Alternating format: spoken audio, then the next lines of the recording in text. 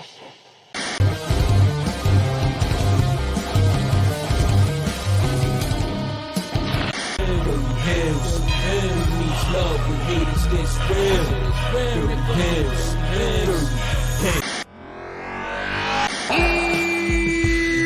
we go.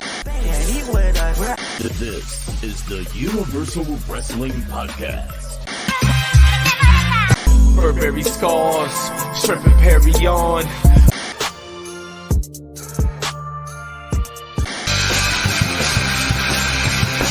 Casting. It's the indies, it's the pros, it's anywhere you go. Let's jump right into Rewind Wrestling Radio. This is the WrestleBread Podcast, bringing you the latest.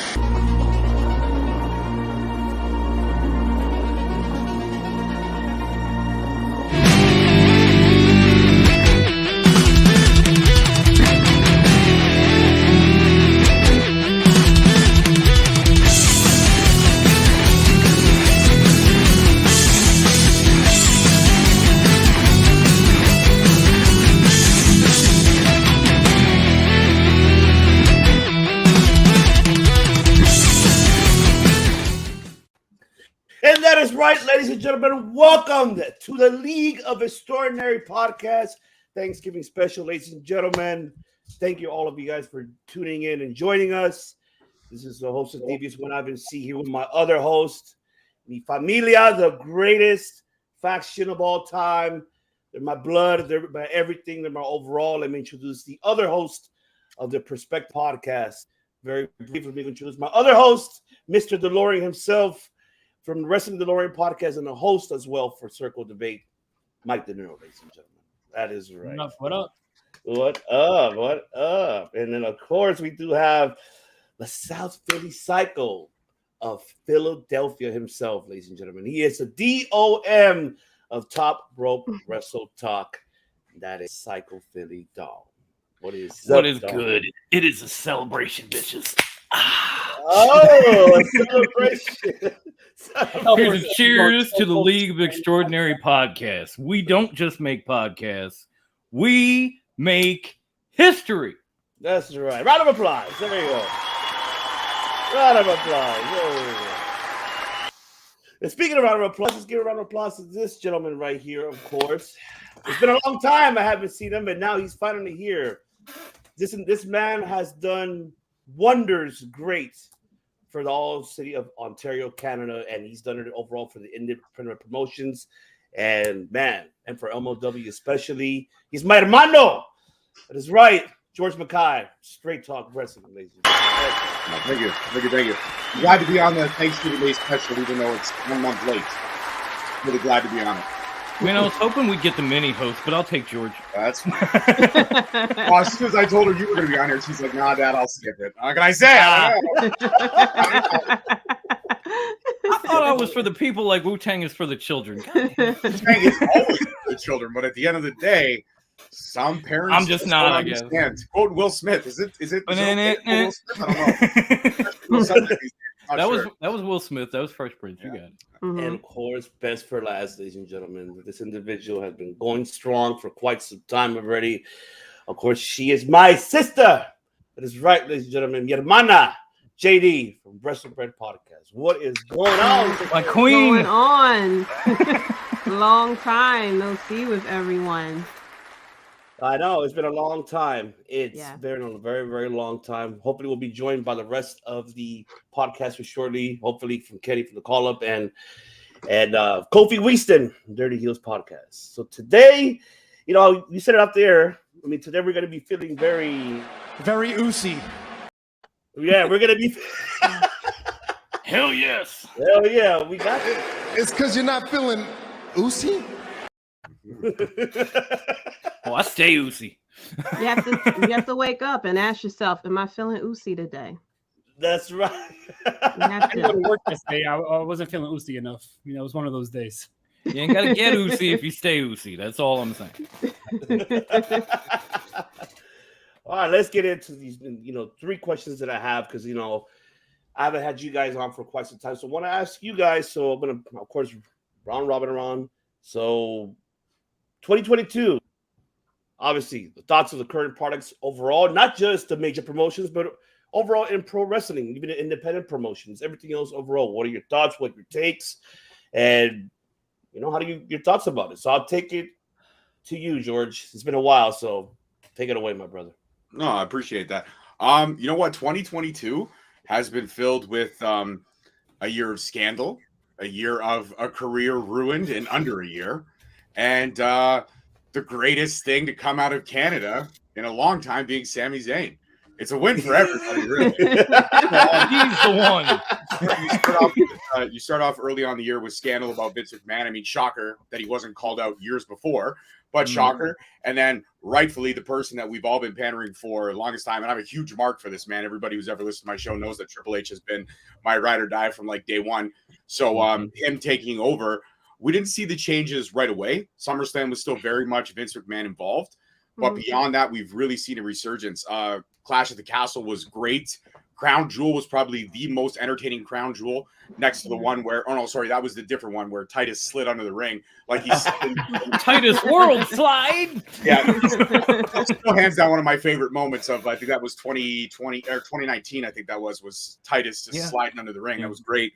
But it was, we're starting to see the Triple H era bringing everybody back that got so rightfully fucked over by, Nick Khan and Vince McMahon and like that. And now he's finding places for them, like seeing Mia Yim come back after pretty much losing her confidence and then regaining it and having some great matches and Impact, to coming back now being alongside the Good Brothers, who I'm also a huge mark for, seeing them back with AJ and them not yelling out nerd or anything stupid like that is fucking amazing.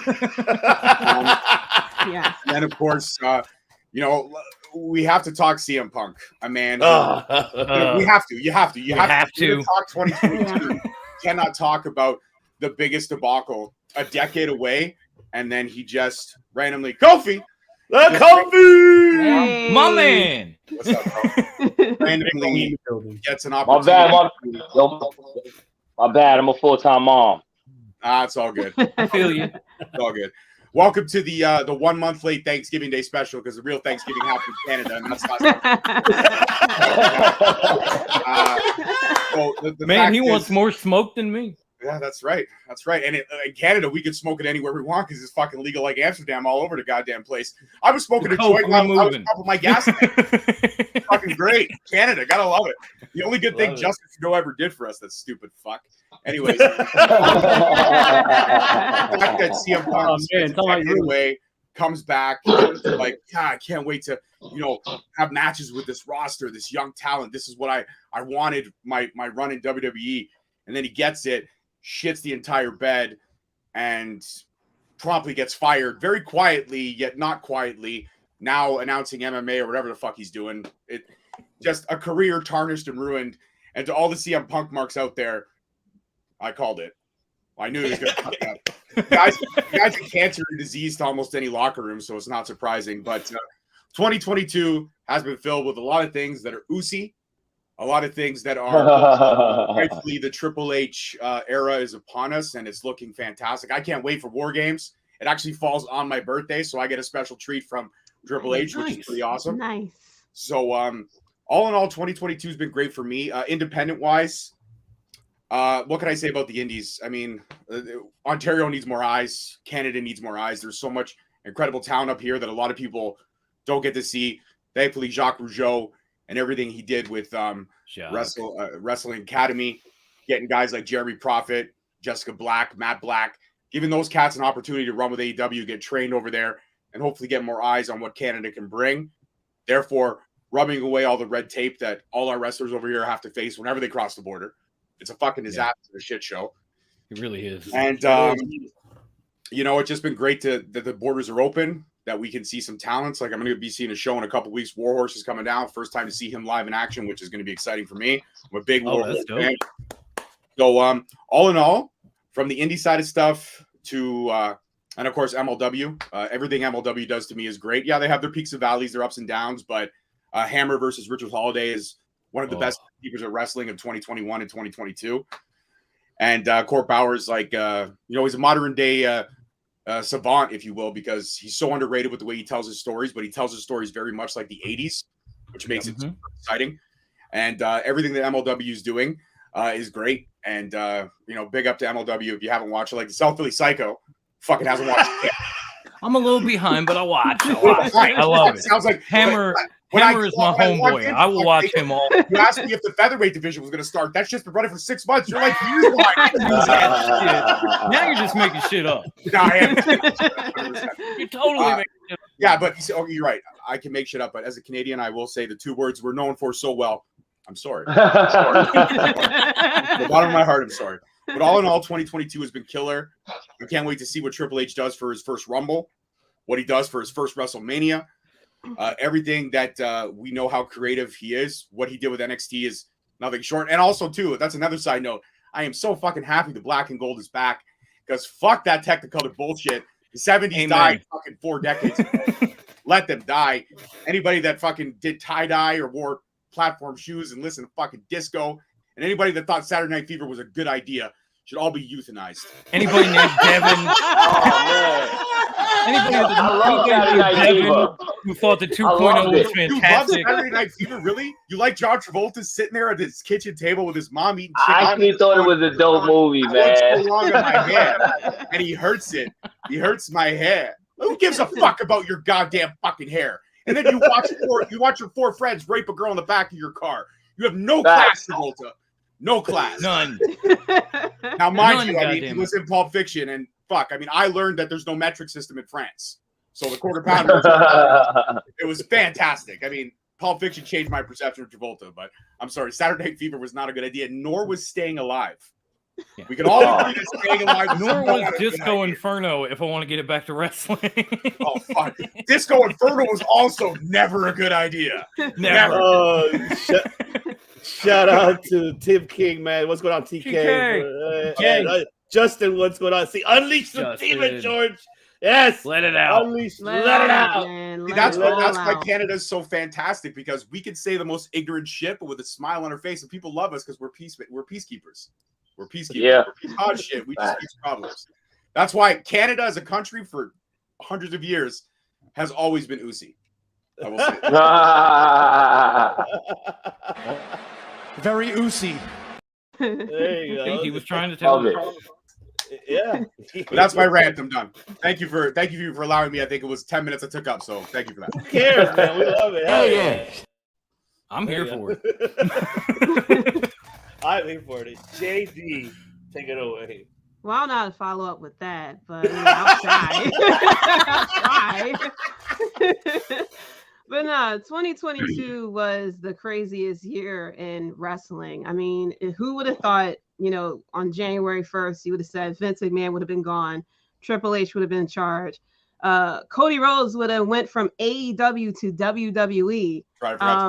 Yeah, which right. was with the exact same shit. Exactly. Like Stardust did not debut at WrestleMania. They changed not one thing about this man. He had the same entrance, the same dumb neck tattoo, the that's just forever. The same theme and everything like that. That part was crazy. I mean, people's been losing last names left and right coming from NXT to WWE, and this man gets like the exact whole package. But for years, we've been wanting Triple H to take over WWE, for Vince McMahon to retire and stuff like that. And for it to actually happen, it's kind of like, is this real? Is this a swerve? Is it going to be like, oh, never mind, here comes Vince McMahon, nothing's been found?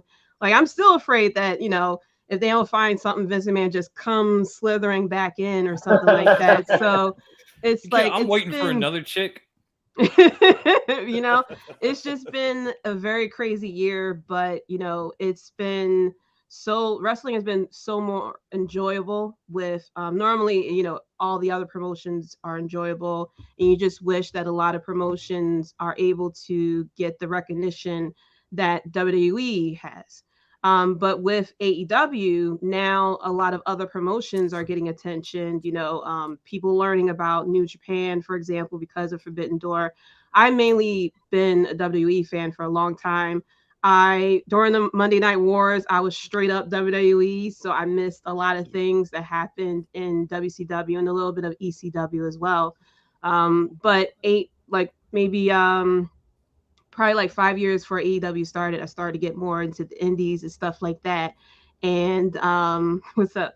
I started getting to indies and stuff like that, and AEW started, and so now I don't watch it, all the time, but learning more about New Japan and a lot of different indie promotions, stuff like that, finding out who's who and stuff. So when they finally either make it to WWE or the non-colorful NXT now or AEW, he's like, oh, I know who that is. You wish them luck, stuff like that. But overall, 2022, it's been very promising that, with the change in WWE, that we're no longer going to get, we no longer have the Usi hot. Now we have the Usi, how you got to feel Usi now, and now we're getting like tag teams, and a lot of people are getting the opportunities that they didn't get when they got called up from NXT. And over in AEW, they're little mess ups right now, but I'm hoping they'll regain things, and we'll see a lot more promising stuff like that with people coming over to that side. Promise with the women's division, hopefully at some point. But even crazy with CM Punk, that who would have known a year ago that he would have been, it'll be all this drama. Well, we know,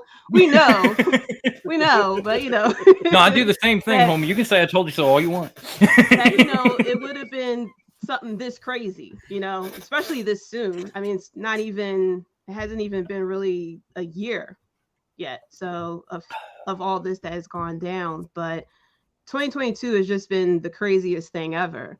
And I can't wait to see what happens, especially the fact that we got Triple H in charge. It's kind of like, we're finally getting what we wanted. And it's like, when you finally get what you wanted, it's like, okay, I don't know if I should really enjoy this right now, because I don't know if it's exactly real. Especially, things that we're getting, a lot of excitement. Raw is exciting again, which is something that, we never thought would have really happened in a long time. So, it's been the craziest year in wrestling, but I love it. I'm enjoying it 100%. So you followed up so good. You killed that shit. I tried, I tried. That's why. Because she's the queen of Philly. Well, I mean, listen, if Philly's got to have one good export other than Kyle Lowry, it had to be her. Thank God. You know what I mean? Hey, cheesesteaks. Now, I've never been to Philly yet. I've not had a cheesesteak. I've had a Canadian version of a cheesesteak, which is probably not a good thing. Oh, JD and I are gonna take you, hook you up. I will hang out with JD Geno's and Pat's either. Don't go to Geno's and Pat's. No, that's some tourist bullshit. You don't want that. Exactly. We got you. That's right. Love it. You gotta give JD what she wants. Give me what I want. You gotta give it to her. That's right. Kofi Winston. So the question was your thoughts on the current product overall, not just the majors, but also in the indies in 2020. I don't really watch the majors like that. I haven't really watched it, but I've been tuning in as of lately. NXT, I've been tuning into that a lot more since change it and everything. So I've catch myself watching that. I think it's a great product now. I thought when they had the whole colorful thing, it was a little, I don't know, outlandish, and they were trying to throw people down our throats and trick us or whatever. But for the most part, right now it's dope. Raw and SmackDown, dope. I really don't complain about too much of Raw and SmackDown this year. I haven't really had a problem. I mean, without tuned in, I tune in once in the blue to those products. AEW has been a little shit show. But little. There's a little shit show that could though. But for the most part, that is my number one. So they can't do no wrong in my eyes. I think everything they've done is great this year. They had a couple mishaps. But everything happens for a reason. Something good had come out of it. They got Kenny Omega back, the Young Bucks, they'll all be back soon. So something good happened out of it. Independent wrestling has been booming. That's where I'm at. You know what I mean? That's what I do 24/7. It's been booming. That's all I can say, man. Independent wrestling is at its all-time high. I tell people this 24/7, man. If you want to see your favorite wrestler, if you want to see a wrestler who's old or just haven't seen it in a long time, go to independent wrestling. That is where you get in touch with everybody, man. I haven't had a problem with wrestling, and like for us, on this side, Dirty Hills, we mostly see independent wrestling all the time. So I mean, it's just been nonstop for us. It's independent wrestling. We can't complain. I've been riding the all-time high, having fun, I guess. Oh yeah, I mean, I commend you and George, man. You guys been doing fantastic jobs with hell yeah, putting the fucking indie scene out there for all of us that needs to be paying attention to, especially. Are you kidding? A couple of times, I'm jealous. They're on commentary tables. Yeah. George is announcing matches and shit. I'm sitting at home watching on TV, like, damn. It's all. I'm just thankful, man. That's a lot of stuff I didn't think I would be able to do until like years from now, honestly. Even De Niro got to do a show with Coach. That was me and De Niro got to do a whole card. Yeah, that was fire too. So it was things that I didn't think I was gonna be able to do till like years from now. I wasn't prepared for, but when it comes in it, I was happy for it, man. I definitely was happy and just prepared for it, and I can't complain about any of it. Like I said, I've just been having fun. Awesome. Wrestling has actually gotten better. A little, I don't know. Funner is not a word, so.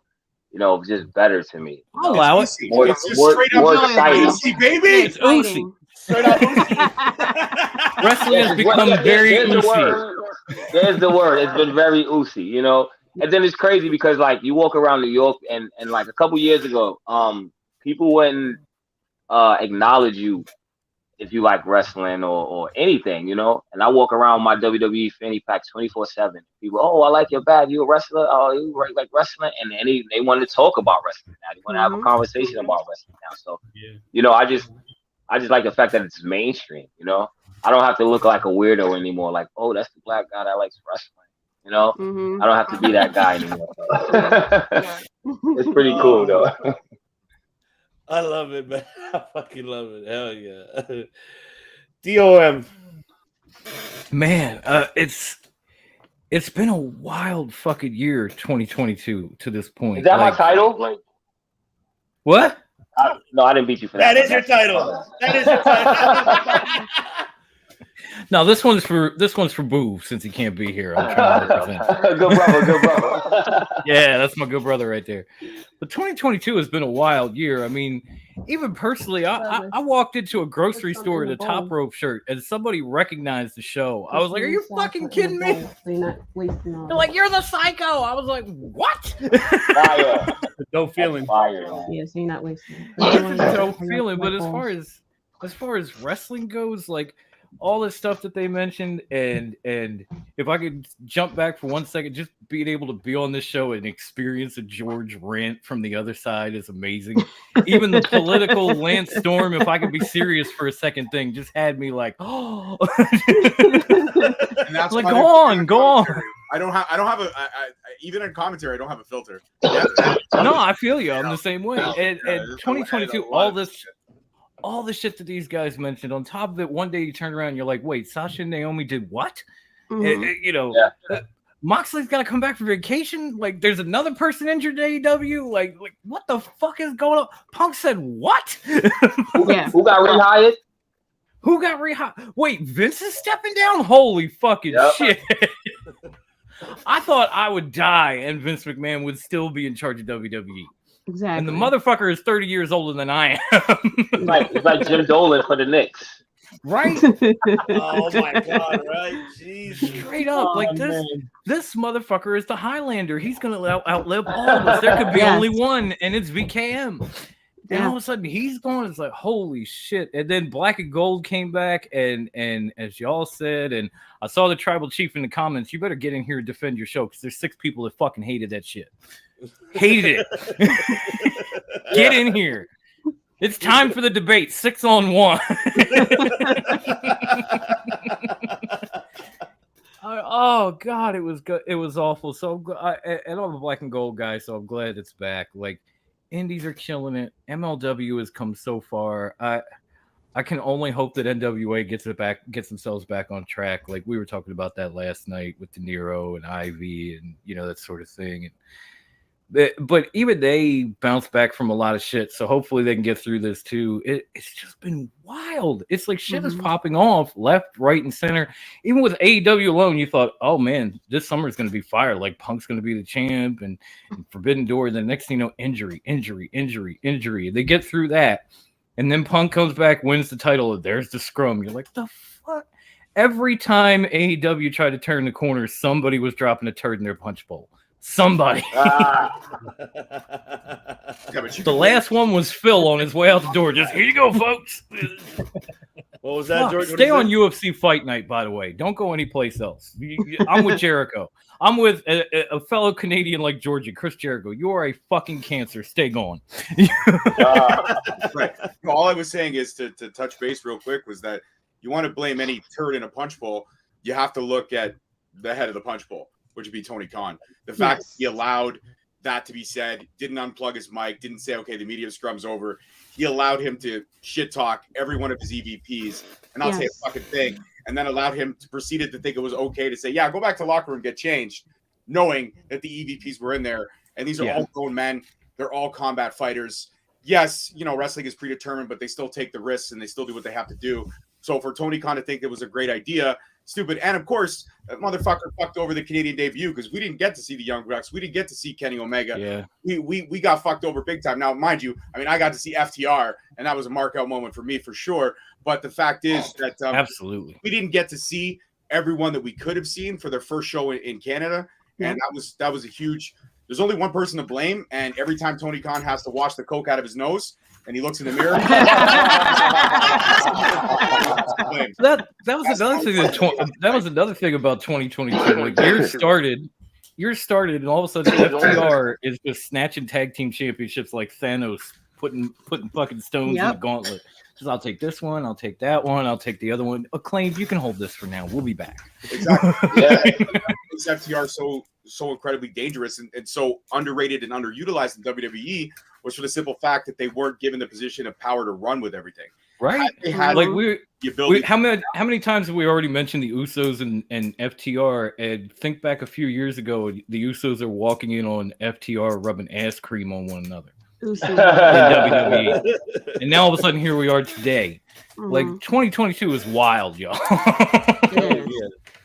Speaking of wild, it's probably like, honestly, it's probably like one of the best years as wrestling history, if you want to like put it. You know what I'm saying? Yeah.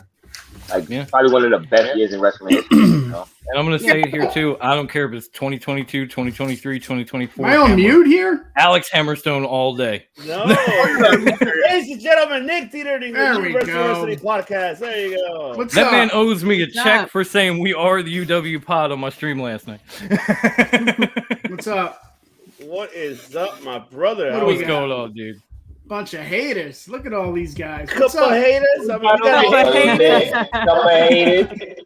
What do we got over here? What's good?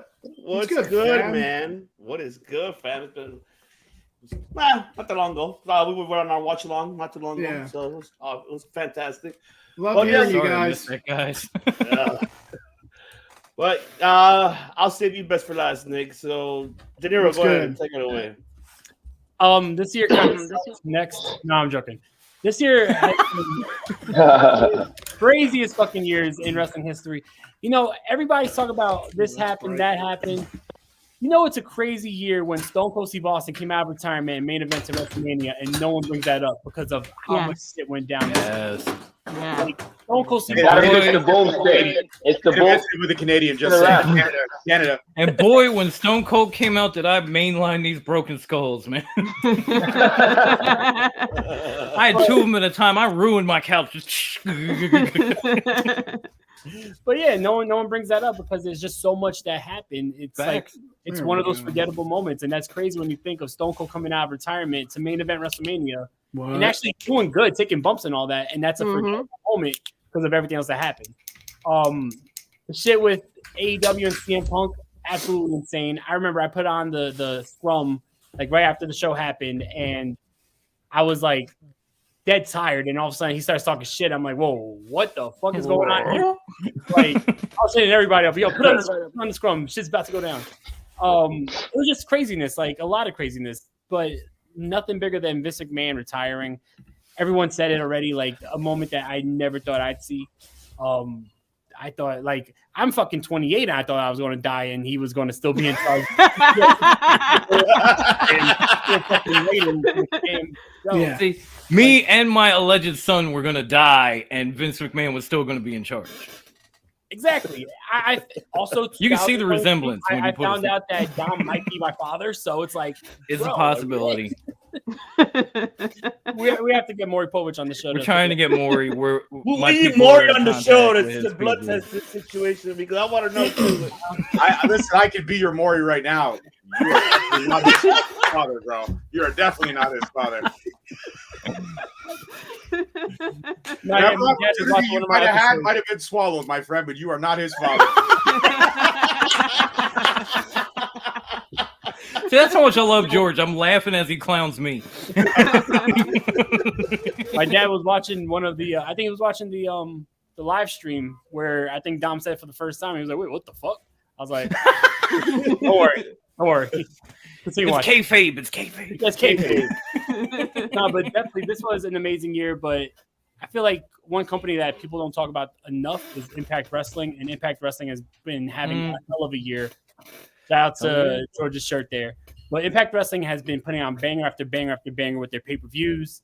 Weekly, it's one of the best shows, and it's so underrated. I think it's so consistent, too. So shout out to Impact Wrestling having an amazing year. Everyone right now is just flourishing. Like, I find AEW a lot of fun to watch. Of course, I can't wait until Kenny and the Bucks are back. I wish that all the shit with CM Punk didn't happen, but I mean, it is what it is.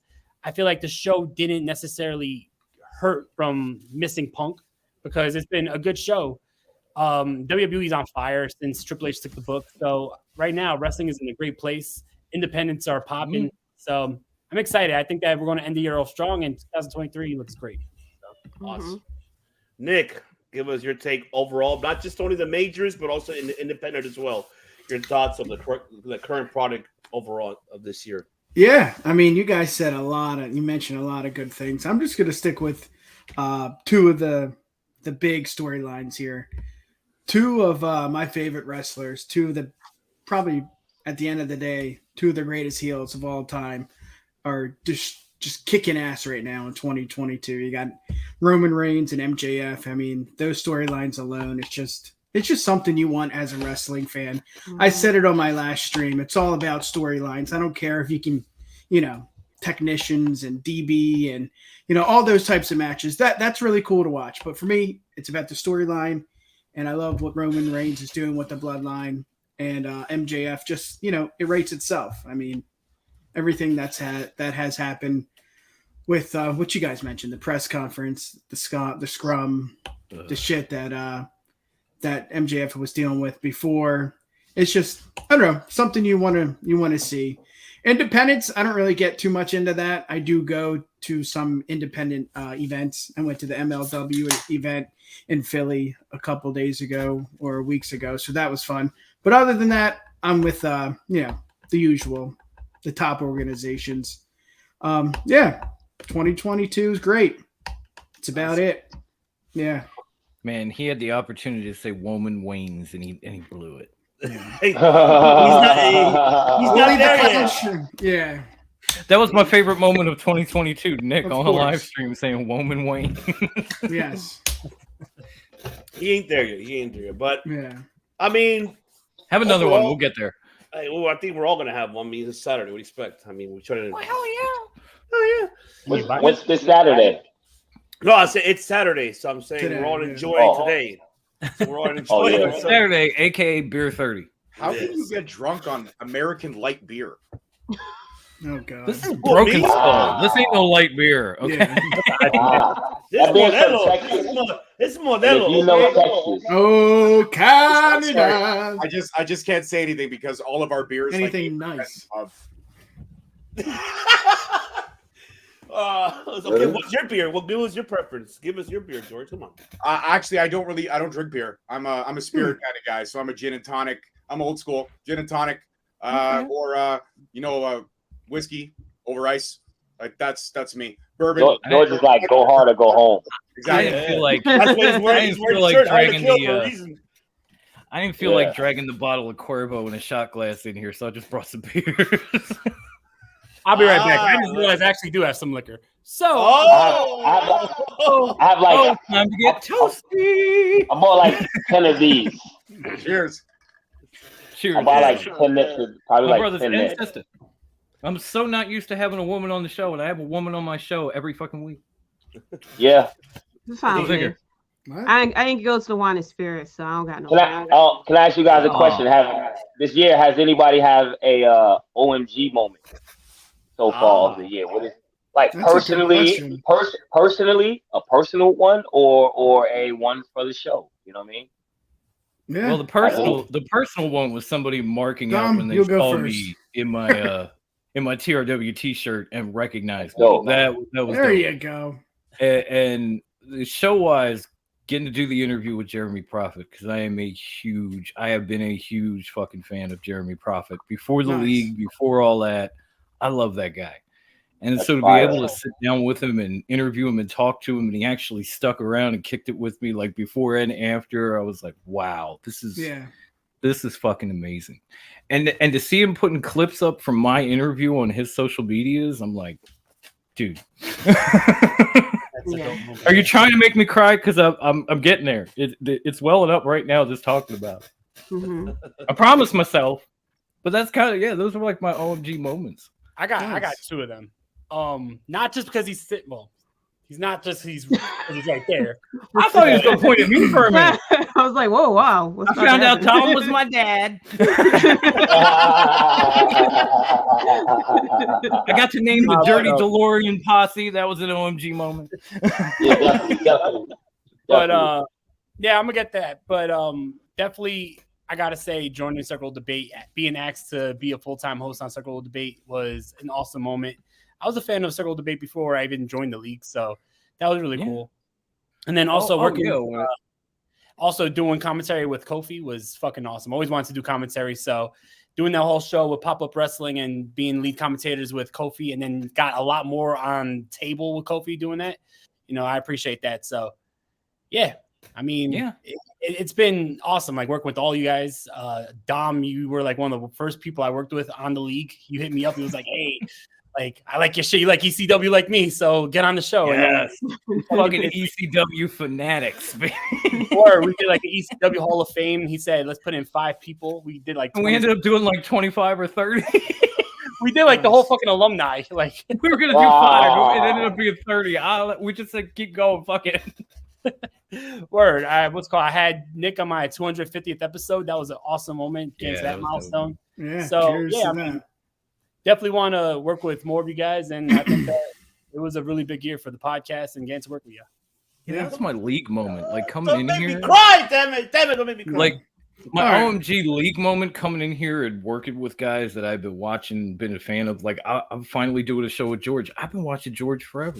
I loved Ivan before he even knew me. And Dirty Heels, oh my god, like those two are my shit. So like all of a sudden one day I come in to join the league and here some of these guys are, and I'm like, oh shit, I'm out of my league. Like I should go home. Like y'all are better than me. And I know it. Yeah. We do too. For me, I'd have to say I am bring you up, Nick. Of course. Even getting to do the sports show with Nick last year, that was a fucking blast. For me, I'd have to say getting the call Thunder Rose out to the ring. Getting to call out Moose and Jake something at another show, and then having Moose come up to me after and say that's the best announcing he's ever had at a show. I was like, that's fucking crazy. That's awesome. And to have Jake something, that's dope. Tell me that is fucking amazing. That sexy was pretty fucking cool too. I was like, it takes a lot to get me jealous, and I am literally Eagles green with envy right now. Just doing that, the commentary stuff, like being asked to commentate on two great promotions out here in Canada, and then potentially in talks for the third one for 2023. The commentating schedule is up, and I couldn't be more blessed from a guy who just became a fan to started talking about it, started running with the interviews and stuff like that. And I'm actually approaching the numbers don't reflect it, but I'm actually approaching my my 300th episode, which would be my 207th or 58th interview, which is pretty wild to me that I've had 200 conversations. It's been pretty. That is fire. That's that, and also being back on, you know, Pass the touchy, buddy. one of these month later Thanksgiving Day specials with Puff pass, bro.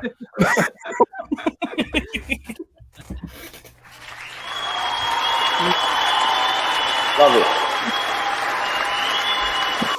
You gotta get that round of applause, man. I honestly it's amazing. Wayne. We known each other for almost 2 years, and man, bro, I mean 2 years basically. You've fucking been killing it, bro. I'm really happy for you.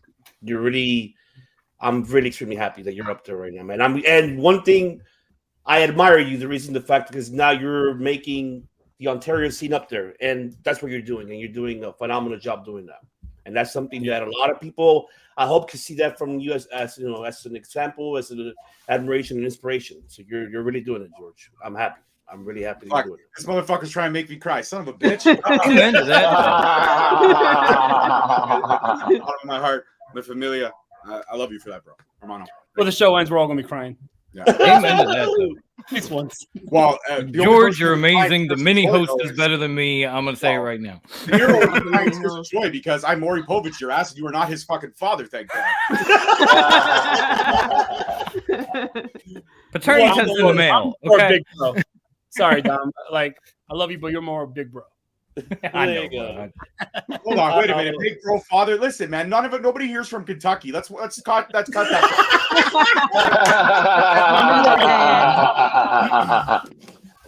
Anybody else? JD or Nick? Was an OMG moment? Anybody wants to take over for that? I'll go. Yeah, I was gonna say my OMG moment this year was probably cutting my hair. Yeah. And they viewed it on my show. I remember my man had a surprise. Can I come on? I thought he was going to drop an announcement. He comes on. He was like, surprise. I'm like, what's the surprise? He's like, I think cutting my hair was my OMG moment this year. I was in the live chat like, what the fuck did you do, Cove? Nice. Yeah. This is a random guy who got the link for my life. Before or after the haircut, it looks fucking drop dead gorgeous to me. Oh, thank you. I appreciate it. But I think that's probably my OMG moment, and just going to independent shows and wrestlers actually knowing who we are. Yeah, I think that's dope. Yeah. Like even all the wrestlers know who we are. It's like, oh, now you just come in. We don't have to pay for any tickets, anything now. So I think that's pretty much that's dope. OMG moment. That's where I'm trying to get right there. I'll give you the secret when we get off. Yeah. All right. Everybody, I'll give you guys the secret. Appreciate you, brother. It's called hustle. That's right. Oh no, nope. Okay, let's see. I want to hear this. Go ahead, JD. What you got for us? Well, that's the end of the show because I want to hear what the fuck he has to say. No, I'm kidding. I'm sorry, JD. No, for me, it's just I'm a solo podcast, and I don't really do interviews, so it's not really knowing like how good your show is. And so for my OMG moment, I hit 1,000 downloads this year within a month. And just knowing like the recognition that I'm getting, you know, it's not a lot of Black women that's talking about wrestling out here. So it's like, you know, especially, and it's a male dominated, you know, with podcasting stuff like that. As you can see. And exactly. And knowing and hearing people like really appreciate my work and like really, you know, giving the recognition, because that's kind of what I wanted to do, is to like put out there that there are women out there that watch wrestling. We take it, you know, we take it seriously. You know, we can sit there and talk the talk and stuff like that. I grew up with wrestling for the longest of time, you know, even before the Attitude Era, when there was Doink the Clown going against Jerry the King Lawler and stuff like that. So, you know, come on. George, you got to write down a list of shit that makes you mad, so we know when we're talking. That's why I mentioned it. If you know that, if you know about that, then you lived to see that, and you know why I always mention that of how long I've been watching it, like, and I still watched it after that. So you know, it goes to show. But just seeing you know, people really appreciating the work that I put out there and stuff like that. Yeah. And then another one that's personal and wrestling wise was when WWE announced that WrestleMania 40 is coming to Philly. which Hell is yeah. and WrestleMania. So I love WrestleMania. WrestleMania 40 is actually happening 2 days before my 40th birthday. So I'm already planning to do it up and stuff like that, and like really, I don't know. I'm gonna try to get free tickets from Triple H or Cody Rhodes or something like that. I'm hitting somebody up. I swear, if I had it like that, I'd be buying you tickets. You're gonna be in Philly. Happy birthday, girl. Yo, y'all gonna be in Philly like, yo, my young boy. Y'all going to WrestleMania, my young boy? That's how they call me. My young boy. Pretty much. But yeah, but just getting the recognition of knowing that, you know, the work that I'm doing is appreciated and being recognized. You know, it's my OMG moment for the year. Cheers to that. Oh man, love it. I had to. That's amazing. One of these weeks, I'm gonna get JD on Ladies' Night with Ivy and Wendy. I swear to God. Let me know. Yes, I'm coming. I think I'm gonna make myself free that night. That sounds like one hell of a fucking time. I must say so myself. George is down. George knows where we're going. No, I'm not down. I'm okay. Oh, he's not down. George is not down. Yeah, no, I'm a happily married. Go ahead, Nick. Take it My on. wife is right there. Shh. No. I got 3. Ever since I was a fan, since 1998, I've been a big fan of Ken Shamrock, and to finally have the opportunity to interview him was something special. Just a good dude. I mean, the shit that he's been through is just so, I don't want to say relatable because he's been through some hard shit, but just to see somebody like that, a role model like that, and be able to sit down and talk to him, that was really cool. Great interview too. For sure. Yeah, thank you. Yeah, it was. And to get a co-host, I needed one. I had one for a little bit. He didn't do as well as I wanted. Yeah, I remember him. Yeah. Yeah. Don't go. I'm gonna leave it at that. I remember him. All right, then. Can we put him on mute for a second? I'm just kidding. Come on. Love you too, Nikki. Yep. Damn. To get somebody. Damn. Yeah. You should go back and watch your sports show. It's nonstop. Every Tell me he didn't just say that. Damn it, Dom. To get a co-host like Keith, I mean, just a awesome dude. So lucky to get that opportunity, and we've been doing a lot of great things, a lot of fun. And the third thing was to actually meet a bunch of podcasters. We went to Chicago for the Forbidden Door pay-per-view. Really fun. We went to a Warrior Wrestling event beforehand. You know how it is. We got drunk. We had fun. We walked, Chicago, the city, everything like that. Then the pay-per-view that night was just something special. I mean, something really cool. So that was fun to meet a bunch of guys and travel with, people I've never met before, obviously, virtual. So those are the 3 things. But other than that, this, right? Like, this is awesome. So cheers to all of you. Yes. Cheers. Salud. And a lot of Philly love here. Woo! Oh, yeah. Yeah. Go Birds. Mm-hmm. Fly Eagles fly, baby. No. Yeah. All hail the Ocho, and I ain't talking Chris Jericho. No. Yes. So don't kick me out, but I'm actually the Cowboys fan from Philly. Get her out. Seriously? You're no longer my queen. But I'm not an Eagles hater, though. So there's Cowboys fans in Philly that are Cowboys fans because they're Eagles. There are Eagles haters, but Nick's I'm like, not I'm an Eagles gone. hater. I was happy when they won the championship. I had so much But I'm a respect. Phillies fan. I'm a hardcore Phillies fan. You can't be a Phillies fan and a Dallas Cowboy Can fan. be a Phillies. No. You know what? fan. Sadly, my sister is, and I don't know why. Well, I could tell What you. the fuck you root for the Cowboys and the Phillies? That's bullshit. Why would you play games with me? Thank you. So bad. She ain't Like, the I one. know people who are like Red Sox. See why I'm psycho? I've had my whole life for this. Listen, I live in New York, and I like the Grizzlies. Yeah. Okay. Okay. But the Knicks. I mean, I suck, have a reason. Yeah, the Knicks suck. Yeah, but Yeah. we Knicks suck. Even the Nets suck now. Yeah. See, I have a reason. I live in Toronto. Y'all got I- Simmons. The Yeah. Nets are gonna suck forever. But you have Toronto Raptors NBA, but what about football? I mean, anybody in football? Well, yeah, we have the CFL, which is the participation sports of like all of sports. Yeah. Yeah, that. What? CFL, Nobody recognizes the fucking CFL though. I try to watch it. I really do, George. I'm a New I York really Giants do. fan. So in football, I'm a Giants fan. Okay. Basketball, I'm a Raptors fan. Hockey, I mean, I got the Leafs, but whatever, I'm indifferent. And as for baseball, I am a Red Sox fan. But I did enjoy in '93 when the Toronto Blue went up. Yeah, say what you want, dude. I got 4 championships in 10 years. Thank you. High class would Yankees. love you. Guys, 28. High class would love you. He's a What about Raptors. Yankees? I got 28, but that's cool. They're all bought and purchased. And didn't Aaron Judge just leave you guys? You guys are fucked. Did he? Not looking good for the evil empire. Why is this I'm just getting saying. so- I'm just saying. When was the last I gotta watch more ESPN.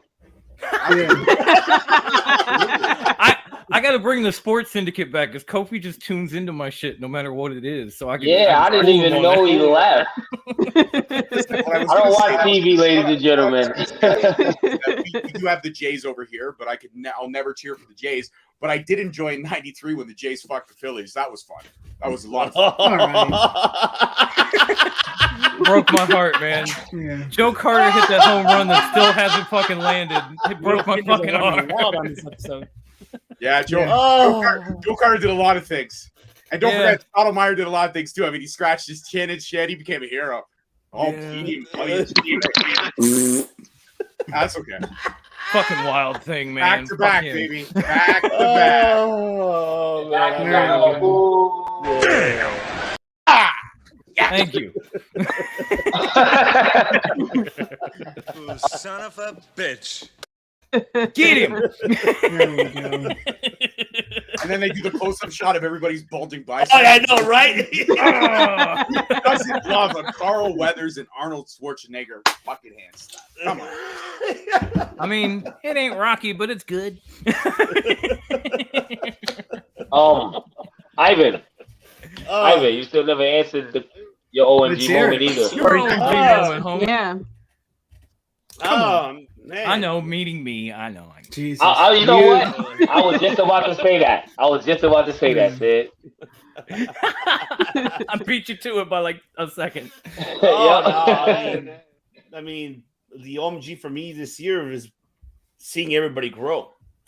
There We you started go. this November 22nd, 2020. It was only 5 of us, and I remember those 5. Within that year, it grew more and it grew more. From the 5 to 10 to now we have 20 of them. And, hopefully, I mean, we're going to grow more, we are. But, I mean, these are selective, people, of course, that we respect. And, we pretty much, hey, you know what? I got you. You got me. We'll help each other out.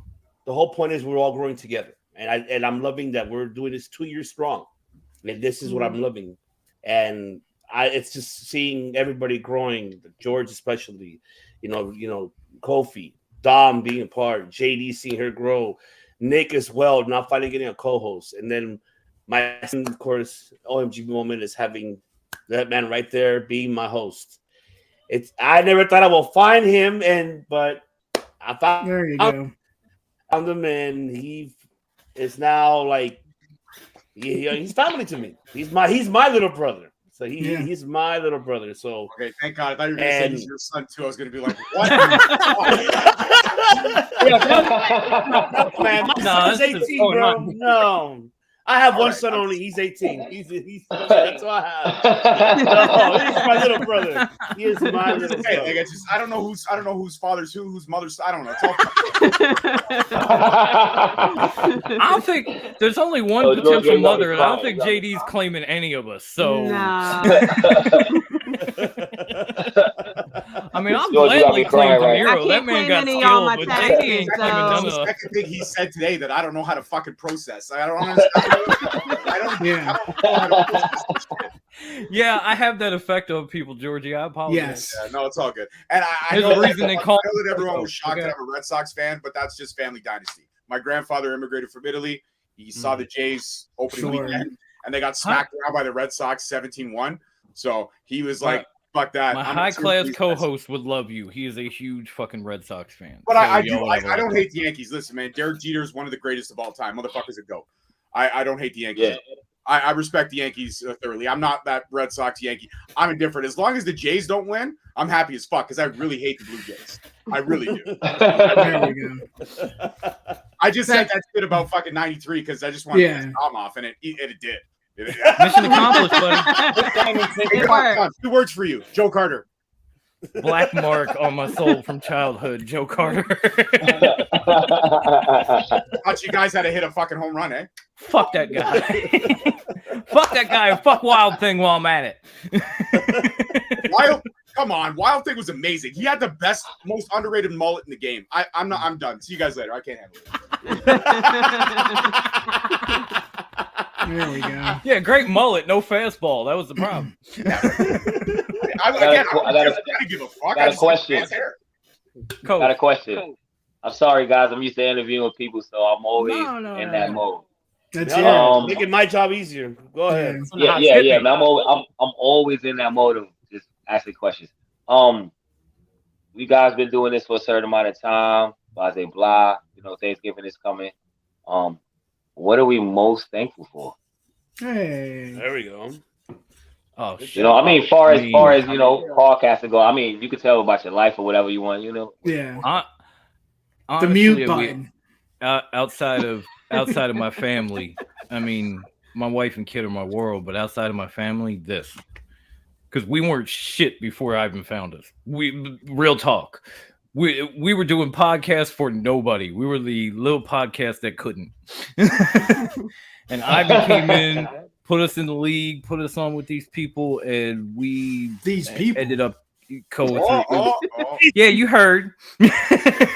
And we ended up, we ended up going through the roof, getting on the network, getting recognized, and the support from Ivan and from all of y'all. It's just like, man, it blows me away every time. Like every fucking week, I'm like, yo, help me with this, and I got 6 to 12 people going, I got you, that I actually watch and appreciate and I'm a fan of, and I'm like, fuck. Like this is ridiculous. This is happening to me. Like, nah, I ain't me. Like that's wonderful. Outside of family, this shit. Definitely. I'll go next. I'll go Anybody next. else? I'm thankful for well, obviously my family, but a lot of people don't know. I mean, you might if you listen to the show, but I had a really dark time last December. It was a really scary time, kind of bottom of the barrel, scraping a lot of stuff. Depression, first bout with anxiety. It absolutely sucked. I don't wish that on anybody. And if it wasn't for my wife and my daughter and my daughters and a couple solid friends and my 2 sisters, I don't know if I would have seen 2022.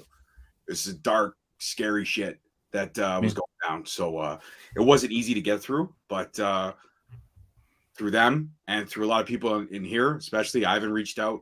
Kofi was there for like a minute, which was huge.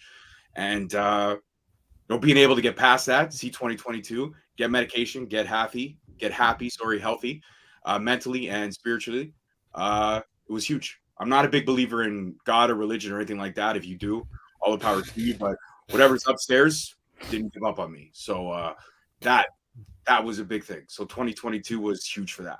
So I feel you on that, because I'm not a big believer in all that myself, but I'm a believer in recovery, because I just hit 21 years clean in October.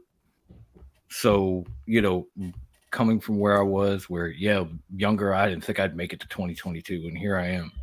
Mm-hmm. Yeah.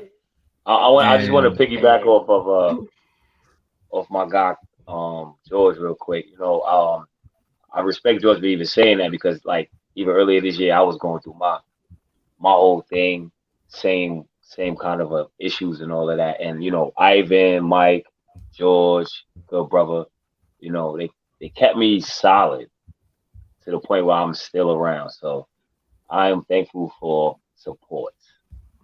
Yeah. Sure, yeah. You can get a long fucking way with support. Trust me on that. one. Yeah. Definitely. I'm thankful for support. You know what I mean? Definitely. And that's the one thing why, we all founded this for that reason, to give each other that and to remind ourselves every day that we do this because we love it. And not only that, for people enjoy it. And you have to remember that without you, none of this would be possible. Without where your platform is at, everything is at, none of it would have been possible. Fans do care. People that watches, that subscribe to you, that is watching you, care. They really care. And if they, and I appreciate you, George, Kofi, Dom, for opening those doors publicly here live, for people who are watching, that it's I have a lot of respect for that. And I know those dark places as well. I've been through that deeply.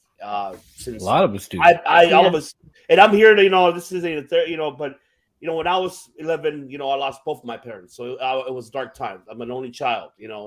My family are like half brothers. I mean, step brothers. Half, but not what?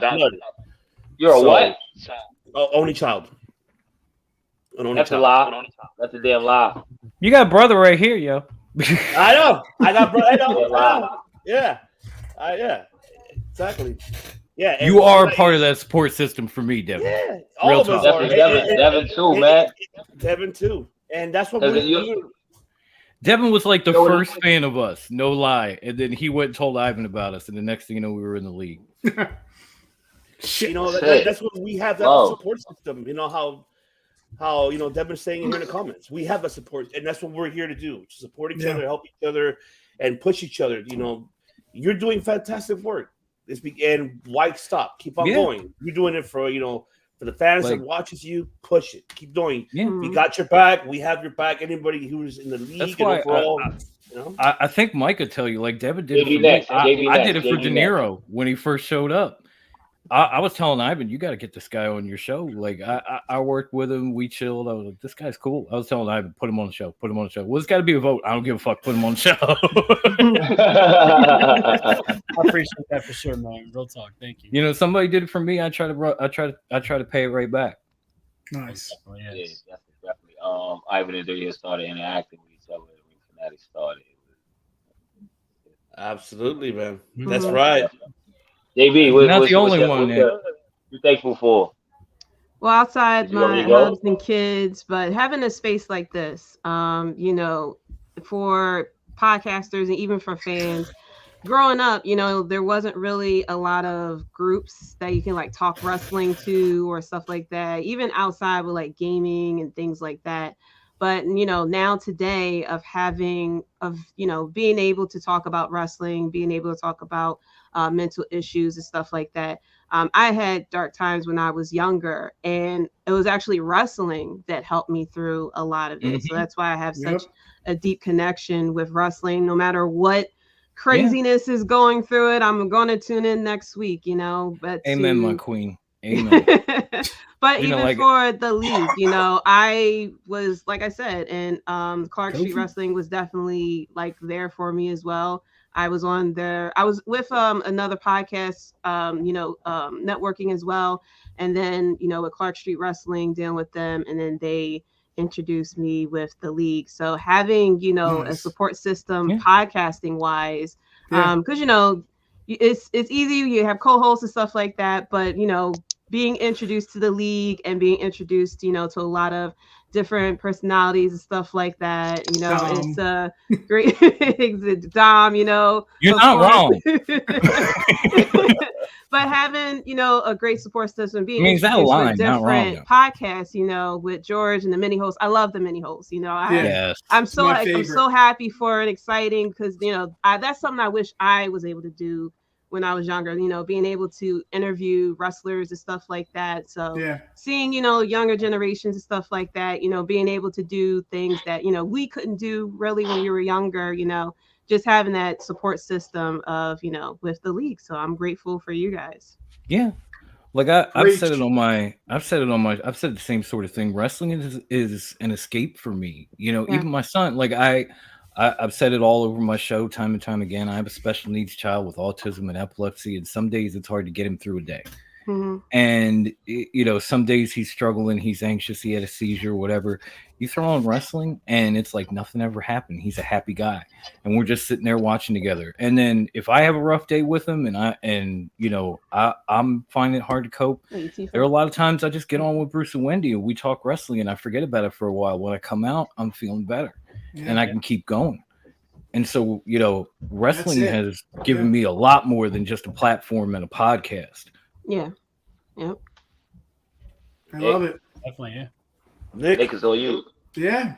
I mean, everything you guys said. I think we've all had hard times, Daddy. But at the end of the day, I love it. Yeah, this gotta make that a drop. We gotta make that a drop. We have to. Nick's voice saying it. This is what it's all about. Absolutely. Yeah. Just getting on and sharing stories. It doesn't have to be about wrestling. It can be about, what we just discussed a little bit ago. This is it. So cheers to that. Cheers to you guys. 2 more years, 3 more years, 200 more years. Let's do it. Hey, this is going to be going for a long time. It's going to be going for a long time. I love it. That's right. Long fucking time. Who was that? Yeah. That is my music producer for the Circle of Debate. In the words of Stevie Richards, we're taking over. Like I said, I'm really thankful for those two. The last one is just thankful that, now finally, hopefully within coming 23, league is going to be something that no one has done before. I'm not going to spoil it, but it's going to be something that it will make history for all of us. And that's my goal. My goal is, I'm not a selfish man. People tell me, why are you not selfish? Why are you helping them? Why not? I care about everybody. I want everybody. I haven't made my intro. I haven't made my intro and my outro, and he didn't charge me shit for it. He's just like, here you go, dude. It's like, wow, thank you. All right. Yeah, he's the most generous fucking person I know. I just try to. I want everybody just to grow. That's all I want to do. I want everybody to have the same food on the table that I have. I want everybody to eat. That's what I want. That's the goal. We hungry. All right, since I'm running this thing, Wait, hold on. I want to go through. I want to talk. My bad. Oh, my bad. I forgot we got my bad, Mike. My bad, Mike. I did that. My fault. No, it's all good. It's all good. I just really am thankful, just like everyone said, though, for support. Earlier this year, there was a good chance that I was close to being homeless. I was literally a couple weeks same here. for losing everything. And I never was one to ask for help. I put out on the league IG page. I was like, I'm going through a tough time. If anyone could help. And the amount of support that I got was insane. And it really helped out. And it's just really heartwarming, to see how people who I never even met, never even did a show with, reaching out, even if it was just to give advice, it meant so much to me. So that was a big thing that I was thankful for. And yeah, it's just like Nick said, it's all about this, getting to meet people, getting to talk wrestling, and just, not having fellow colleagues. It's more of, family. Family. Yeah. Yep. For sure. So There we go. Yeah. We're one fucked up looking Brady Bunch, but that's what Yes. That is the truth. But we got each other. For sure. I mean, JD's kind of got curls.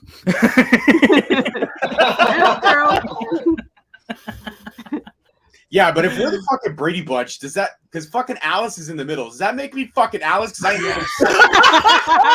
Get in that kitchen and make me a meatloaf, motherfucker. I'm gonna be honest. I'm not sure who I am. I don't know much about the Brady. Coach, you can be whoever you want to be, bro. Oh yeah, you got the daughters over there. You guys are the sons. It's in the IG. Send the link to Devin. Look it up, homie. Send the link to Devin, Ivan. I'm doing it right now. All right. I got a question, ladies and gentlemen. Oh, we got another question. Okay. I'm gonna pick up and run this thing, man. Yo, Kofi got on the hot seat. Yeah, that's what I was about to do. We're all That's in exactly the what I was about electric to chair do. now. Kofi's going to ask the question. Go ahead. I'm about to put everybody in a hot seat. Production. Definitely. Wakanda just came out. Yeah. Blah, blah, blah. So I'm gonna ask the question I usually ask on my podcast. If you guys had superpowers to help you with your podcast, what would it be? To be the next Maury Povich. Pretty good at it. I'll give you that much. No, I don't know what it is, but qualified. I think him and Maury Povich have a great relationship. You know. I mean, you already Yo, went I to want the that. DNA I want test that tonight, Professor X telepathy, so I can make everybody watch my shit. Oh, I'm already naturally aggressive, so I mean, just give me the Wolverine claws. That'd be good. I'm already naturally overly aggressive, and also he's Canadian too. Look at that, another great fucking Canadian. Like, you know what? I want a combination of the Professor X telepathy, and then I want my Deadpool power so I can live forever. JB, I want another fellow Canadian. Devin. Wade Wilson. Yeah. There he is. My tribal. What? acknowledge me. That should be one of Devin's "oh my god" moments of 2022. Is when I actually said to him that I acknowledge Roman Reigns. It was painful, but I said it. Yeah. It was really fucking painful, but I didn't. One's up. But it was so his pleasure. I caught myself putting ones up in Devin's chat. I was like, yeah, you got to acknowledge the tribal chief. As soon as the curtain pulls back and they come on screen, I'm throwing up the one. All right. It's on JB. Or it's on JB another though. OMG moment of 2022, which I forgot about till I saw him. One night I go on Clark Street with Devin and Hafiz, and they announced that I am now the third member of the Shield of Podcasting. Like, I love it. The Messiah. That's the tribal chief. I am now the lunatic fringe. I'm like, they didn't fucking tell me nothing. They just sprung it on my ass. And I'm sitting there like, really? Thank you. Oh, I love it. There we go. Yeah, Shield brother. Shield brother. But I asked the question, if everybody has superpowers to help them with their podcast, what would it be? You know what I'm saying? It's on JB, and then I think Mike next, and then you up. I'd say probably being able to read minds, know exactly what questions I should ask and stuff like that, Mm-hmm. See, you want that Professor X shit. Yeah. Yeah, got you. Yeah. I feel like it's pretty much like one of the superpowers that actually would work with as far as with podcasting. So Nice. I like that. Hell yeah. Who got next? I got next. I want the ability not to sweat because I'll be watching back the podcast. I have a downpour sometimes. I'm like, yo, right. I'm mad as a motherfucker. I didn't turn this fan on. I'm starting to sweat myself. And then Roman Reigns came out. Shit. I know the feeling. I got a big forehead, so I'm always like, damn, my shit's shiny. Right here. Nice. My shit's shiny and I got blade marks in it. Word. You got a big forehead. Fuck, my shit takes up half the goddamn screen. Listen. If I put a hat on the wrong way, I got this Stephen A. You know what I mean? Trust me. Oh shit, we can't highlight it. But Ritter's in the building. What's good, Ritter? I got you. What's good? It's good. Smacking It Raw, the only podcast on Pornhub. You gotta love that shit. That is right. I was like, I catch myself going to watch it. I catch myself going to watch it and getting distracted. Right? There's a lot on that site that might distract you. Let me see what this is going on. Never works out. Never works out. Let me go watch. Oh shit, what is this? Yeah. Good luck. As long as you don't turn around like me and go, baby, can you do that position? Oh, Jesus. No, it's on you, Devin. It's on you. It's on me. A power to help podcasting. Give me techno powers. All right, so I can control social media, drive up engagement for y'all, and and take care of itself.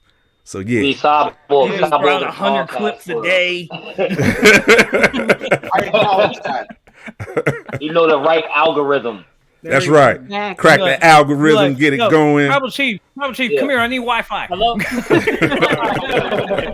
He's the only one who had a power that helps everybody else. So right. I'm always gonna look for everybody else, man. That's me, man. I never put myself over everybody else. I ain't shit really.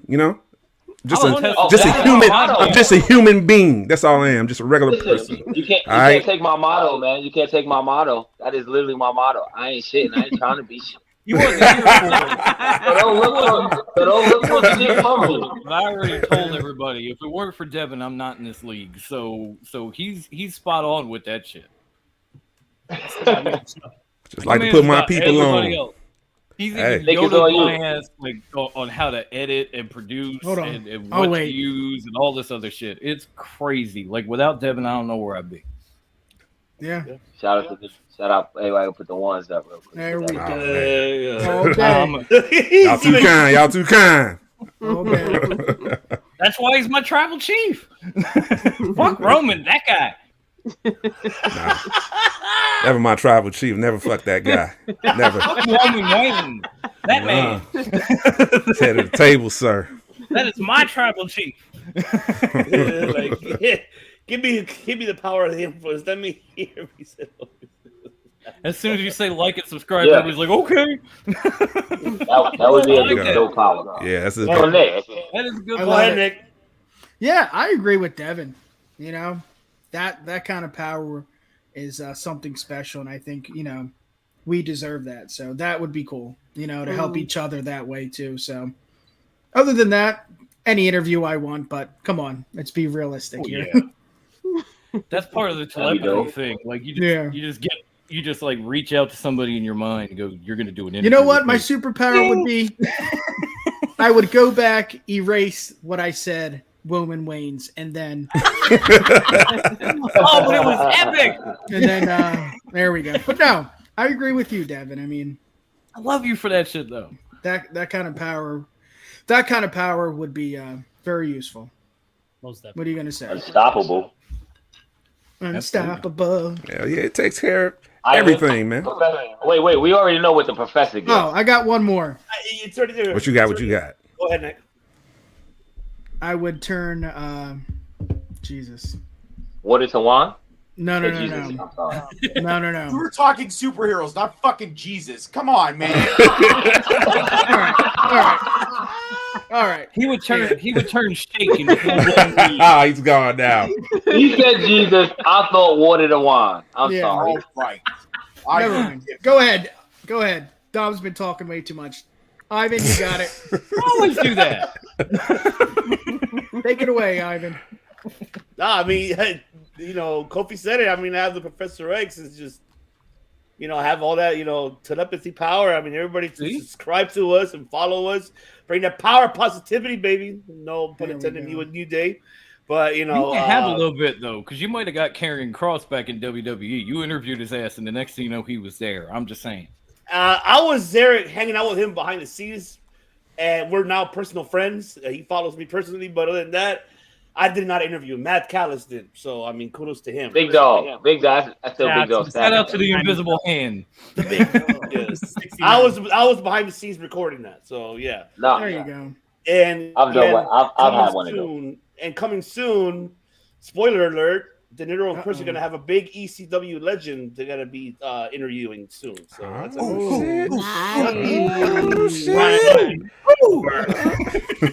Nice. You got to wait till you subscribe and watch. You'll see who's going to be interviewing. Unsubscribe, damn it. Who? All right. I got another question.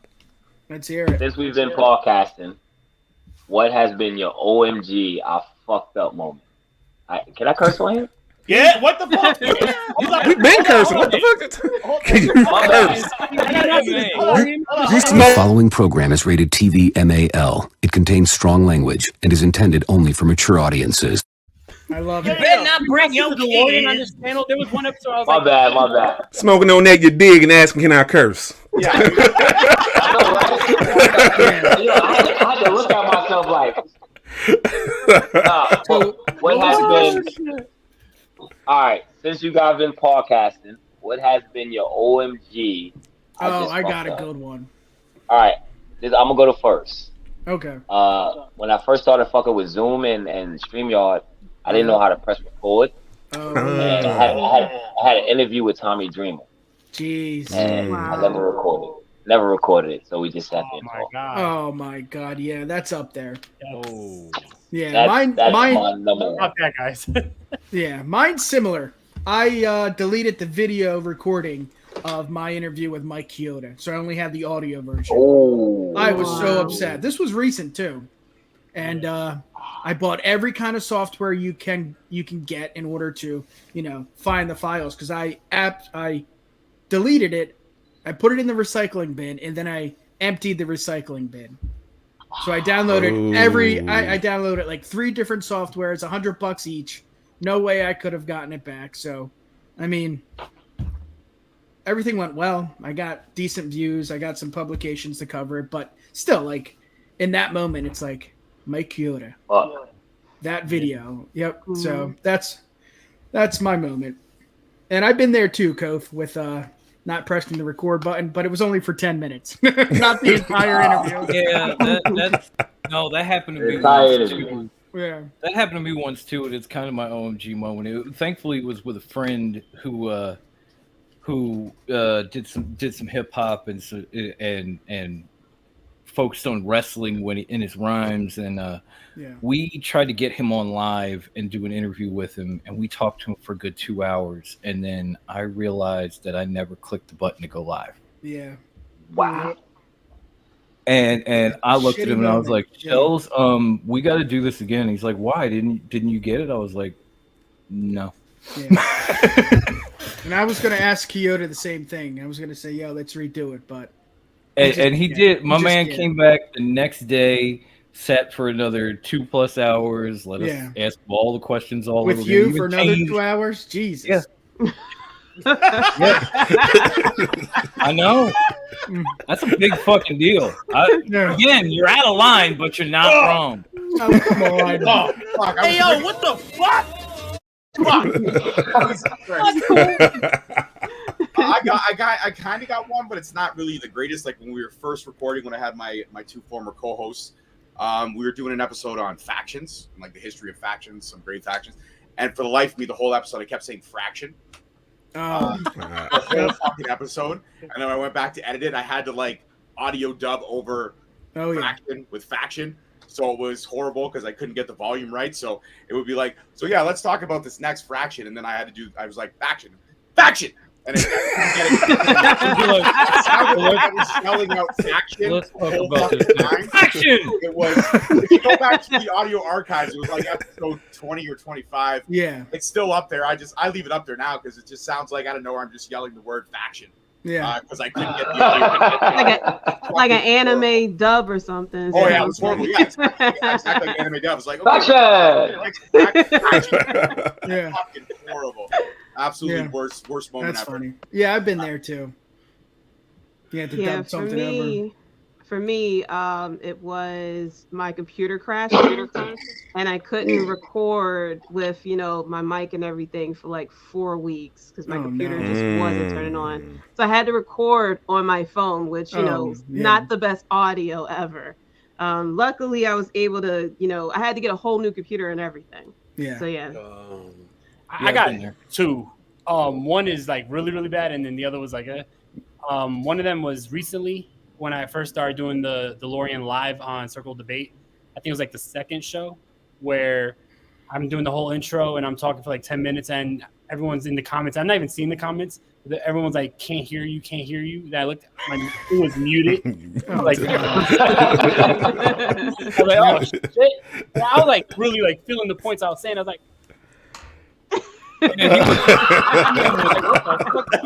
man was animated. You couldn't hear a fucking word he said. Like it looks like he's really into it. What about you guys this week? You guys were live, and Ivan was like, "You guys are live, you know that." Oh, right? yeah. I mean, I had no control. That was like an OMG episode. Like we started out, I hit the intro. The intro started lagging on my end, we were live on YouTube on the other end, but everything was muted. So I'm trying to stop it. I'm trying to do whatever, and it won't, and nothing works. So And I'm I just didn't want to be sitting the there. first one to talk. I don't even know I'm on. I'm just mean mugging like Jey Uso, and that's all people are seeing live. Me and Amy are just like, and then in the middle of the show, Ivy just loses her audio out of nowhere, and she's doing all this, and I'm doing the play-by-play on what she's saying for the audio podcast after the fact. I'm like, okay, she just said son of a bitch. Now she's asking for a moment.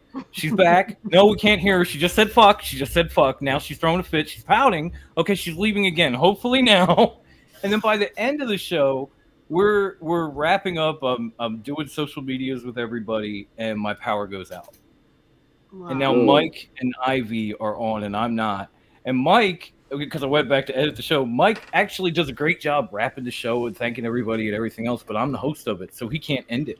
I'm like trying to wrap it up, and then I'm like, wait a minute, I can't end the live stream because I'm not the host. He's like, oh fuck! Stay here until Dom comes back. And it took me a minute to get my power and my internet back, and I pop in, and they're both sitting there like, oh, we thought we were gonna be here till like 3 a.m. You were never coming back to end it. No, my other holy shit moment was I used to do the podcast at Gotham Studios. I think that's where Jobber Tears does their podcast. Mm-hmm. And I remember I got a little passionate about a point, and I had a water bottle on the table, and I like banged the table. The water bottle spilled onto the mixing machine. Oh god! And let's just say I owed Gotham Studios to this day like $900. But that was a really fucked up moment too. But damn. Get that famous phone call every now and then. When can we expect payment? Oh, when you get one, let me know. We can be surprised together. I got emails like, "Oh, you have like 900 left," because it was like 1,000. I gave him like 100, and then shit was tough. So like the last thing I'm going to do is like give to Gotham when I need to pay rent. So they got it like that. Fuck out of here. We're low on the list. You know what happens? You can pull the shit out the bag. You know what happens when you owe money in Gotham? Oh yeah, Batman. You start taking bats to the kneecaps. Yeah, Batman come. My fuck up was drunk and with Jacob Fatu and never recorded the show. We recorded the vlog and saying hey. Well, yeah, because I felt it so. I'm gonna say it now, but it was a PCW show. Jacob Fatu, he did came and say he watched Circle of Debate, and then he's all right, Oos, come on, man, let's fucking do this interview. Fucking yeah. First he said he wasn't gonna do it, and then he said, all right, let's do it. So my buddy was so high because Jacob Fatu passed him the fucking Dutch. Oh yeah, I know. I know. Good. Yeah, good. Listen, I know Fatu. Trust me. Oh yeah, I know, me too. And so I had my phone on, and then I didn't realize I was so fucked up because he got me fucked up. I did not hit the record on my phone for the audio, and then my other buddy who's doing the video did not hit the record on his video. All this time we were just talking really good stuff, and we were really passionate. And then I woke up the next day, I'm like, did we ever record it? Like no, like wow. Never happened. Yeah, one of the best interviews that I ever have them fuck up moments where you show up to a Zoom call or something with your podcast name on to the wrong spot, because I've done it. I do that to my kids' school all the time. Yeah, I showed up to a virtual appointment with my son's psychiatrist with South Philly Psycho on top of my shit. Jesus. Yeah. Always go over very. Listen, mine says Coffee Weeks in it every time I log into one of my kids' Zoom. Oh yeah. Coffee Weeks. Then it has the big Dirty Hills shit on the back. Even my son's teacher, like we had a virtual IEP meeting, pop in, it says South Philly Psycho. I'm like, oh fuck. Yeah. My name's Nick, but every now and then I'll do it like on for like work. I'll log in and it's the Universal Wrestling Podcast. And I kinda like to keep my, shit separate from work. But then the question goes, where are you guys at? Are you on YouTube? And then it's like, ugh. Come on, but yeah, every now and then. We're everywhere. I want to see if you're following policy. You might as well answer the question, Nick. Answer the question. Well, the mess up moment, right? Yeah, OMG. Yeah, you already did. Yeah, he already did. Oh, you already Devin gotta do it. I think everybody had that one moment when you just forget to record. You know, me and Fees had that when we first started this podcast.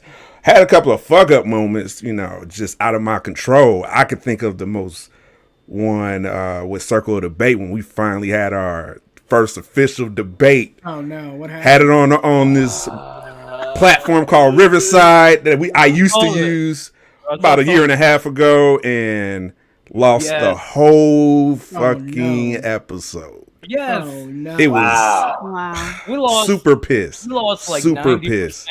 We lost like 90% of a Survivor Series episode that Top Rope and Clark Street did on that same fucking platform. Yeah.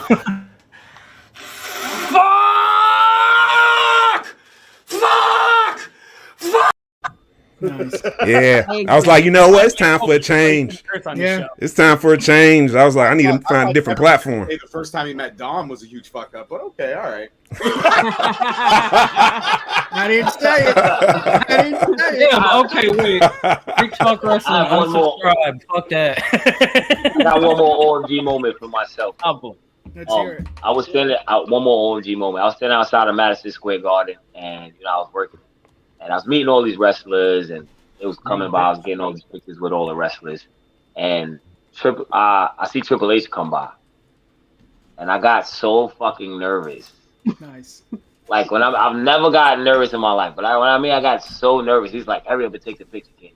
And I'm like, I'm literally fumbling my phone. But mind you, like, it's the game. If you go to Madison Square Garden, it's only a certain place where you're supposed to get the pictures at. But I worked there, so I knew where to go to get the pictures. So I'm in this like little section I'm not supposed to be, getting pictures with the wrestlers, and I get so nervous because Paul Heyman's like right behind him, and I'm like, oh shit, Paul Heyman. Oh, and then 2 seconds later, after he just walks off, I'm like, fuck, I didn't get the picture. I was pissed. But 2 seconds later, Almost comes up. And I'm like, oh, shit, I'm even more nervous now. Now I'm just a fucking nervous wreck. Yep. Because, like, wrestler after wrestler after wrestler is just walking up, and I can't get any pictures because I'm so nervous. I just put my phone in my pocket and just said, fuck it. Yep. You were meeting so many big names that day, and then the only picture I saw was like you and Akira Tozawa. Yo, I got one. Yeah, yo, it was crazy. Fuck him, man. We can take pictures. Yeah. It was. I met Akira Tozawa that day. Elias, the Brawling Brutes, Becky Lynch. Nice. It was a bunch of them I met, and then I was just so nervous, and then I got to see him wrestle backstage, but I was so fucking nervous, like, God. And then everybody at my job at the time knew that you're the wrestling guy. It was like, so when it happened, it was like, oh, yo, go downstairs. I was so fucking nervous, I couldn't do shit. I was like literally frozen, like, they don't want to talk to me. I don't know. It was just one of those times I got frozen. It was an OG. Fuck you. Fuck that. Fuck that up. I got one more too. When I interviewed Adam Cole, I was obviously nervous, and I asked if he wanted me to call him by his legit name, which then I wasn't thinking, but I knew it was Alston. But I said, "You want me to call you by your real name, Adam?" And I'm like, "Oh my god!" luckily it wasn't. It was before I hit the record button. But I'm like, and I googled it, Alston. I'm like, damn it, I knew it too. I told you to lose his number. Yeah, still got his email. Have you guys called? No. Have you guys called a wrestler the wrong name yet? Oh yeah. No. Oh, which one? Which one, George? Which one? I want to hear it, George. Fuck. All right, fine. I just thought I would carry this moment to my grave, but when I was interviewing Al Snow, for whatever fucking reason, I have no idea why, I called him Adrian, and I have no idea why. Oh, wow.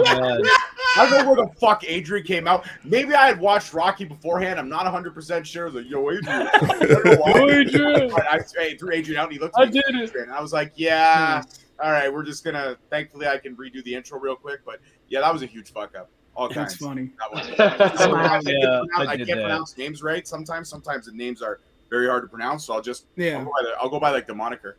Like, yeah, this is such and such. Yeah, I did that. I had a friend, but Devin's met Felipe. Yep. He told me one night, he's like, I can get you Penta and I can get you Drago. I was like, do that shit. And I'm marking the fuck out because like I love Penta. That's my dude. And Drago's the shit too, but Penta is like one of my all-time favorites. And I get on with him. I get on with Felipe, and he said, you know, a lot of these guys they mostly speak Spanish, so I'm going to translate. I was like, that's fine, that's cool, whatever, blah blah blah. And Drago comes on, says something, and Felipe says he only has 10 minutes. I'm like, okay, cool. So I hit record. I'm like, ladies and gentlemen, boys and girls, welcome to the show. Blah blah. Today we have Penta, and Drago got so fucking mad. He cussed me out in Spanish. And left. And I swear on the way out the door, because Felipe told me, he's like, Penta can't come. Drago talked to him too. I was like, jeez. Oh man. Wow. That's an epic fucking fail. I was marking out like I'm a fan, Yeah. like it's hard not to. I was so fucking excited. So when we got on, I just said, I said the wrong name. I was going to interview them both, and I said the wrong name, and he got so fucking mad. Yep. I was like, oh shit, I fucked myself royally. Yeah. Yo, but I gotta go, ladies and gentlemen. Yeah, me too. They keep knocking at my door, and I know what that means for me, my ladies. But yo, I'm thankful for you guys. Yo, absolutely. You already know what it is. You know the name. You know the slogan. Happy 3-year anniversary! I meant to say that last night. No problem. Yo, thank you. I didn't make it. We didn't make it a big thing this year. We got an episode coming out. 3-year anniversary episode is coming out. I'm gonna get you something, but happy anniversary, fam. I'm sorry. Thank you, everybody. Yep.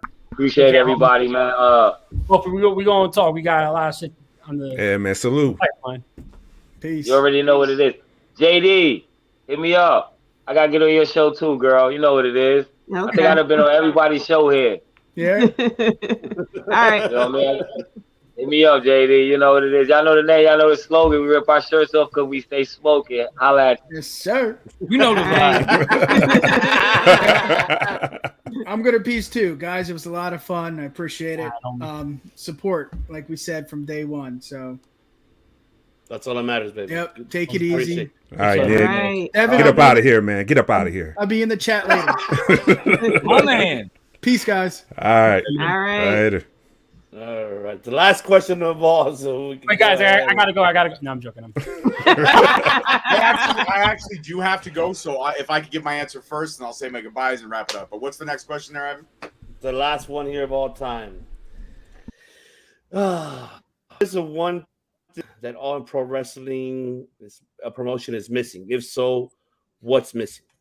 That's a good question. That's a good question. There's a lot to unpack in that question. Fuck. George was going.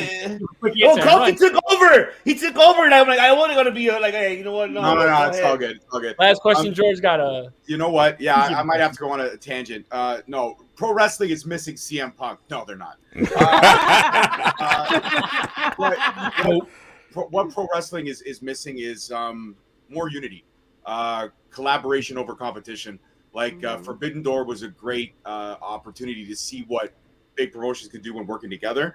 But I also feel like these big promotions need to start giving back. I mean, everyone in their stories talks about cutting their teeth on the indies, doing this and that, working, driving for $20 at a show, sometimes not getting paid, setting up ring crew.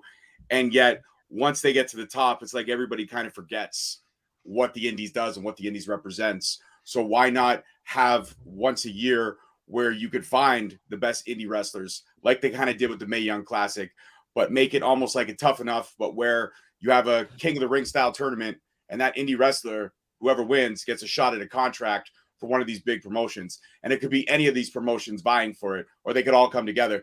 If Tony Khan could get his head up from whatever line of coke he's snorting that day, and if maybe Triple H will change the landscape too, because I find that Tony Khan is still playing those games where he is he's still taking shots. And it's like, you know what, there's no need to take shots anymore. You have your side, we have our side, but we can still coexist. Mm-hmm. If everyone just got together and did a little bit of collaboration over competition, the wrestling world will be so much more cooler than it already is. And I mean, think about those dream matches that we could have. I would love to see, Roman Reigns cross over into an AEW ring. I would love to see MJF cross over into a WWE ring.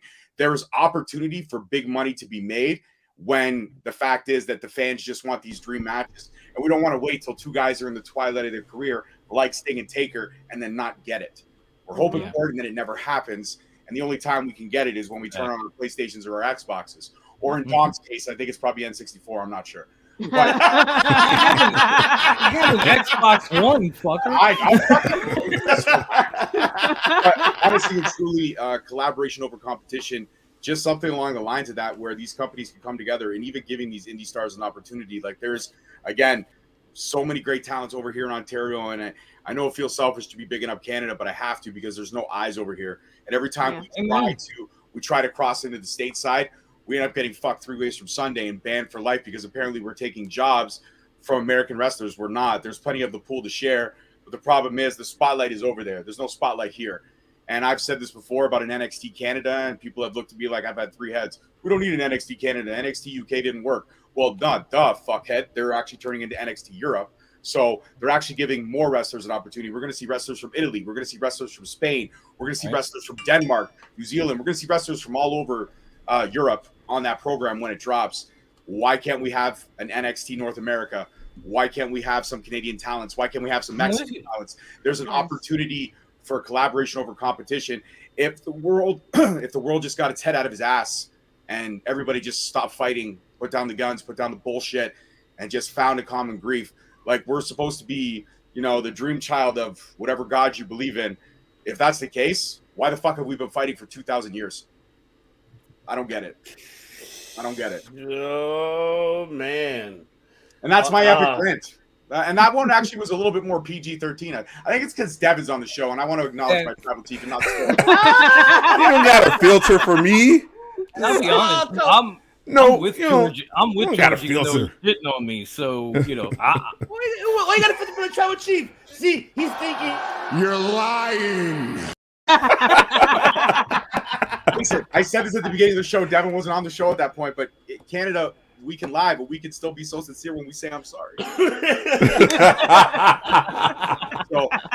That was sincere too. It was. It was very good. It was very good. I have a little bit of Isaac Hayes, man. If we turn the lights down right now, I'd have you swooning, baby. Don't even get Mike and I started on Ivan last night. I need you. Baby. The lights down low. Make it soulfully. So sweet and soft. Ivan was like that in our live chat with Ivy. Are you fucking kidding me? Dom, why the fuck are you pulling out a cigarette? What the fuck? That wasn't for you. That was for JD, man. What the hell? But anyways, that's my. I just love you, Georgie. Yeah, I know. That's my epic rant. That's my 2 epic rants. But I love y'all. I appreciate y'all, and I was honored to be able to get real and share some stuff that some people may have not known of the dark times I was facing last year. So it was great to be back on this time around. I'm sure I'll be back for the Christmas celebration because that's the one holiday we all celebrate together. But happy Thanksgiving to the second class Thanksgiving. Thanksgiving happened a fucking month ago. Happy belated Thanksgiving. Thank you. There you go. Yes, happy belated Thanksgiving. That's right. Yeah. Okay. Because Canada, we do it. That's why we do it better. We're awesome. Sure. Okay. But listen. You don't have to like it. You just got to get used to it. Acknowledge Canada, baby. Acknowledge Canada. I mean, you guys are on the map because of Sami Zayn. So you guys. Well, yeah, but we've been oozy from time. All you motherfuckers just been catching up on it. We've been oozy from time. We know what we're doing. The Heart Foundation. Let me coin the Jericho. fucking phrase. The Heart Foundation, fucking Chris Jericho, fucking Kevin Owens, who main evented with Stone Cold. We all talked about that earlier being a forgettable moment, but he main evented WrestleMania with a Canadian. Okay, a Canadian. A great Canadian. The best U.S. champion of all time because he was fucking Canadian. That's why. All right, there we go. That's right. Now I'm getting fucking oozy. Yeah. Let's fucking go. You stay oozy, my friend. Where the fuck was that Tony Khan during the other press conference? See, he wasn't coked out. See, fucking either do coke all the time or don't. There's no gray area. You either are a cokehead or you're not a cokehead. There's no fucking. You can't be a Sunday cokehead. You can't do it. You got. That's fucking bullshit. All right, but I gotta go, fam. I love y'all. I appreciate y'all. Yeah, man. Congratulations on a killer 2022. Can't wait to see what 2023 holds. Yeah. And from Clark Street all the way up to TRWT, I acknowledge everybody. There we go. I said it. Okay. There. That's the last time, Devin, I'm going to say it. I'm not going to say it anymore. I acknowledged Roman Reigns 6 months ago. It's off the table for me. Sure. You'll say it again. I probably will say it again. Yeah, I'll say it after I say how oozy I am. You see that? There's a difference now. There's one slogan taken over. You see that, Devin? I see. I got you. All right. I appreciate you guys all. Be All safe. right. Happy Thanksgiving to all you guys. Okay? Take care. All right, George. Take George. care, man. Thank you so much, brother. Love you, man. That's how you go out. That's how you go out. That's how you go. Very oozy. There. That's how you leave. Let's see. Anybody wants to go next on this one? I'll go next because I actually have to get ready for my live show in about 30 minutes. So don't worry, we'll be over there after this. I'll be over there in the chat room. I'll be in there. Definitely. I appreciate it. I'll be winning comment of the night again, like I always do.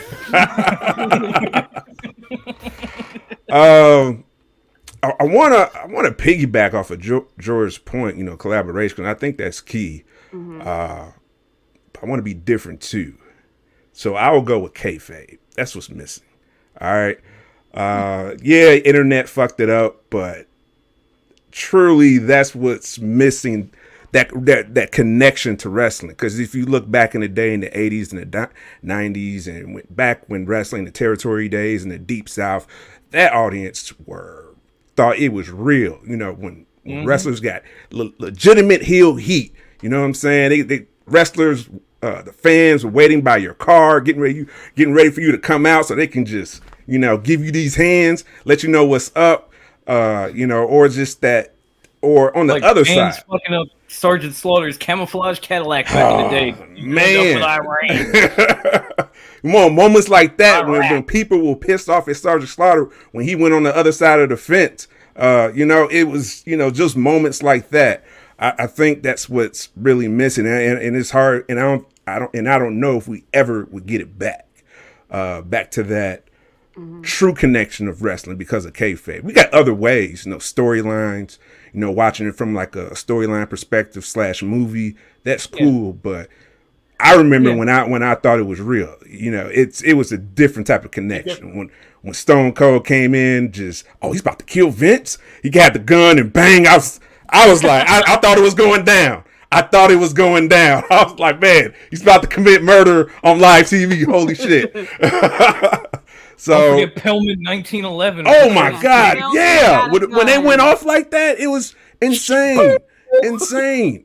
Undertaker, I'm thinking he got real life powers, I'm thinking he's real life brother with Kane, and I seriously thought he killed the Ultimate Warrior that one night on Paul Bearer's show when he stuck him in the casket and he cranked the shit and he cut the oxygen off and they're trying to pry his ass out. I'm like, damn, Warrior's dead.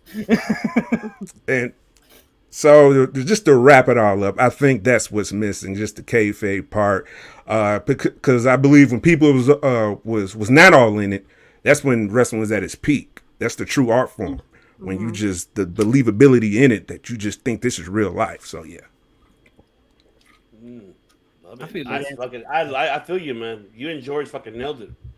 Anyone else wants to take over on that? I guess I'll go. I mean, I kind of want to. I'm kind of doing the same thing Deborah did. I'm gonna take one of George's points and I'm gonna flip it up. As far as unity goes, and wrestling fans are concerned, yes, I'm talking to you if you're watching. We need more fans and less stands. I know there are people here who maybe have different energy towards promotions, and there are people here that watch everything. I will literally sit at the end of my show every time and say, enjoy wrestling. If it's not your cup of tea, let somebody else drink it. There are a group of fans out there who just think one promotion is the shit and it don't matter what anybody else does. And that fucks it up for all of us. All of us. If you don't like WWE and Trips is killing it and you're talking shit about it, eventually they're going to change. If you don't like AEW and Tony starts killing it, then they're going to go a different direction. And it's not because you don't like the product, it's just because you like this. I only watch this. And I've never understood the concept. Because my whole life, if it's wrestling, I'm watching it. I don't care if you go all the way back to the 80s. I'm watching World Class and NWA and WWE and all that shit. Go to the 90s. I'm watching WCW and ECW and WWF. Go to the 2000s. I'm watching TNA and WWE and now AEW, WWE, MLW, PCW. If it's got alphabet soup in it, I'll give it a chance. And I think that's how people should be, because as wrestling fans, we're all we really fucking got. Mm-hmm. Yeah. And the more you hate, the more stands hate, the more real fans are going to get fucked. Yeah. So when it comes to unity, that's where we need to unite. Love that. Good call. You're taking all the good answers. God damn. Yeah, man. What am I supposed to say after that? Like, age before beauty, motherfucker. Shit. Anyone else, Well, JD or yeah, JD. I would say, well, it's kind of different now, but connecting to who your audience really is. I mean, especially at WWE for years, they kind of pandered more to the younger crowd, but it's us that's showing up for it. And kind of piggyback on what everyone's saying, it's connecting to wrestling. You know, a lot of the storylines that people connected to, you know, Daniel Bryan, you know, back in 2014, Hangman Page more recently as well, MJF. You know, there are wrestlers that you can connect to because you can kind of relate to it. I mean, the biggest thing about Stone Cold's popularity is that we all had a boss who we wanted to curse out and punch in the face. Exactly. And so we lived it out with Stone Cold. You know, all of us wish that, you know, we had the, you know, $6 million shirts and the shades like The Rock. You know, it's being able to connect. Okay. Exactly. You know, it's being able to connect to the audience. You know, the internet, you know, it did kill a lot of things, but being able to connect. More recently, Bray Wyatt, you know, with the vignettes and stuff like that, you know, all the FBI agents on Twitter sitting there figuring out what his vignettes are and the source codes and the QR codes and stuff like that, you know, and seeing what he's doing now, you know, just really creating storylines that connect with the fans. I mean, even before AEW, you know, had CM Punk and stuff like that, it was very popular because, you know, it was connecting to fans who really like the indies, and it had that bit of an underdog tone with it, that it wasn't like, you know, all the big stars, stuff like that. It was, you know, concentrating mainly on what's going on in the ring. And it feels like it kind of lost that now it's just like, all right, we're just throwing things to the wall to see what sticks, and, you know, things like that. But it's what I feel like is missing is connecting to the fans.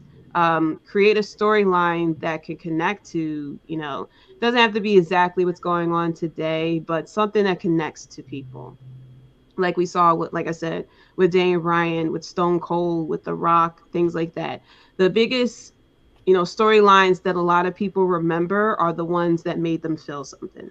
I mean, I love the Daniel Bryan story. I was there at Mania 30, and I wasn't the biggest Daniel Bryan fan, but at the end of Mania 30, I was doing the yes chant and everything like that, you know?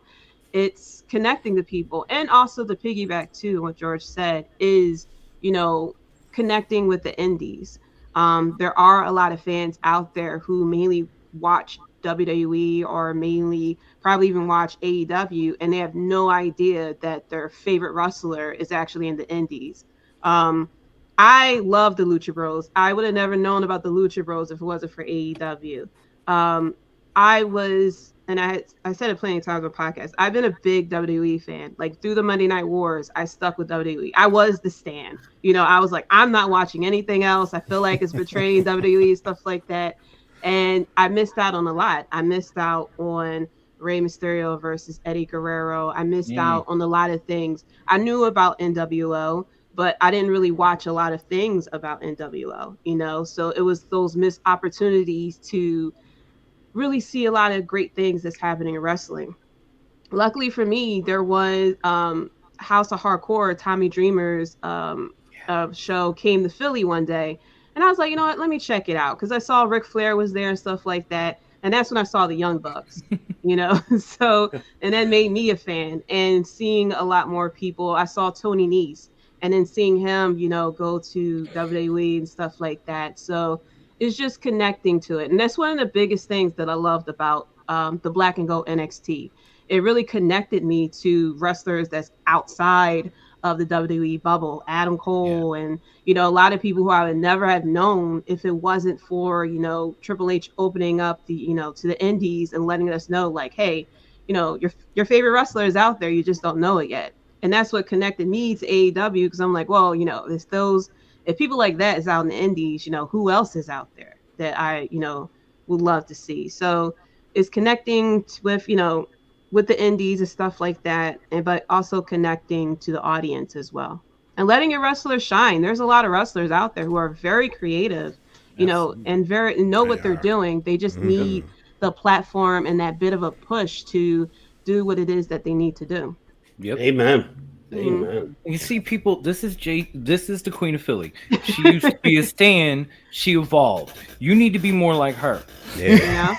Don't be like me. I'm the AEW hater. Don't be like me. I never said hater. I said no. I didn't say that. That's what Hafiz calls me. But I just embrace it now. I'm like, all right, cool. I'm the AEW hater. I agree to a point with Hafiz where he said you have like a different energy. Like when I don't deny that. Different energy, but you're not. Most definitely. You like what you like. You can have preferences. I'm just having fun. But you know with me. Yeah. I love negativity, so just give me more. Give me more. And I turn it into positivity. That's why they're fickle. They're fickle. Yeah. Fickle. I bust balls with you and Nick because I know y'all love it. So I'm just like, all right, here comes some hate. And on that note, I'm gonna get ready to go. Get ready to show prep. Yes. I appreciate it. Yes, 2 years being with all y'all, being part of the league. Man, well, I'm glad our paths cross, Ivan. Yes, you are truly, I said it's decided, you are the professor. Putting all this great talent, great content creators together. You know what I'm saying? This is a great support system here. So, Professor X podcasting, we are all his mutants. Come on, Tribal Chief.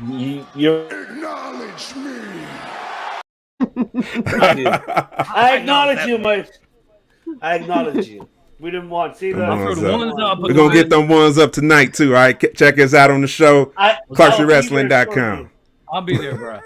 For your pleasure. I don't even got to say. I'll let y'all take over. There y'all go.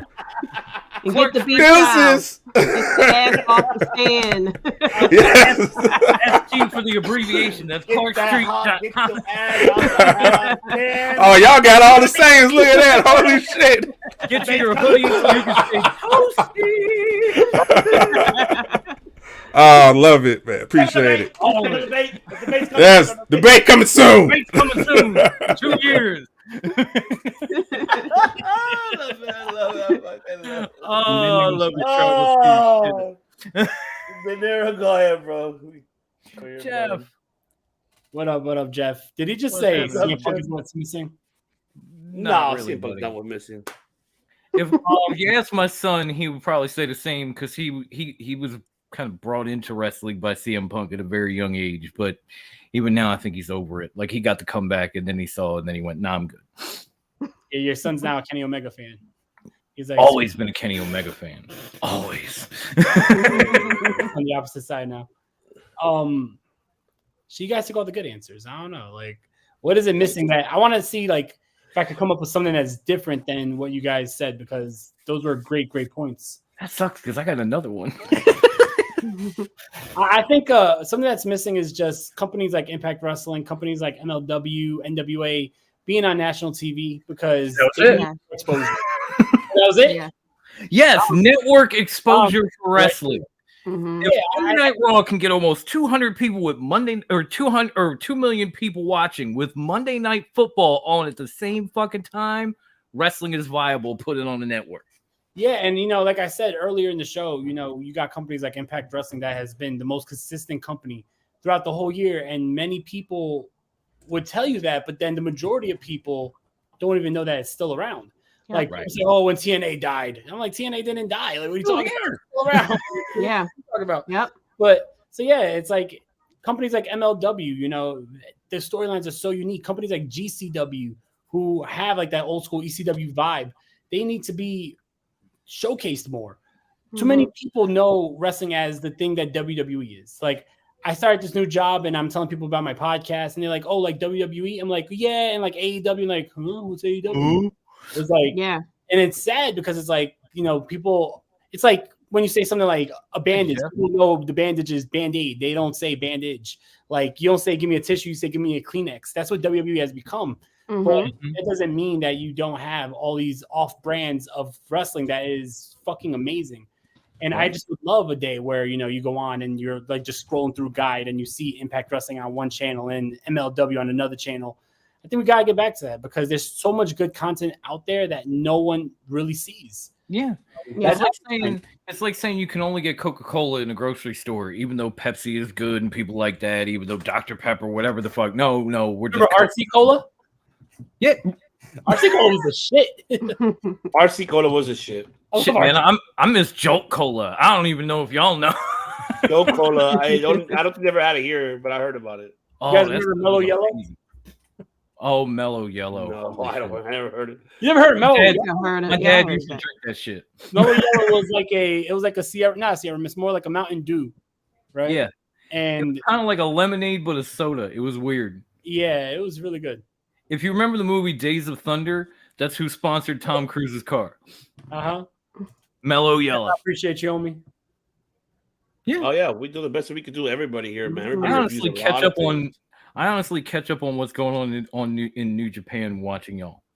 Yeah, I would have never known kinda about lost MLW. my world subscription. I'm a little broke right now. I was in the spot with De Niro where I was over the summer. I was damn near shoved out of this house, and I had to cut some stuff back, and I still haven't got it back. So I'll literally tune in and be like, "Oh, let's watch the New Japan show," so I can figure out what the fuck is going on.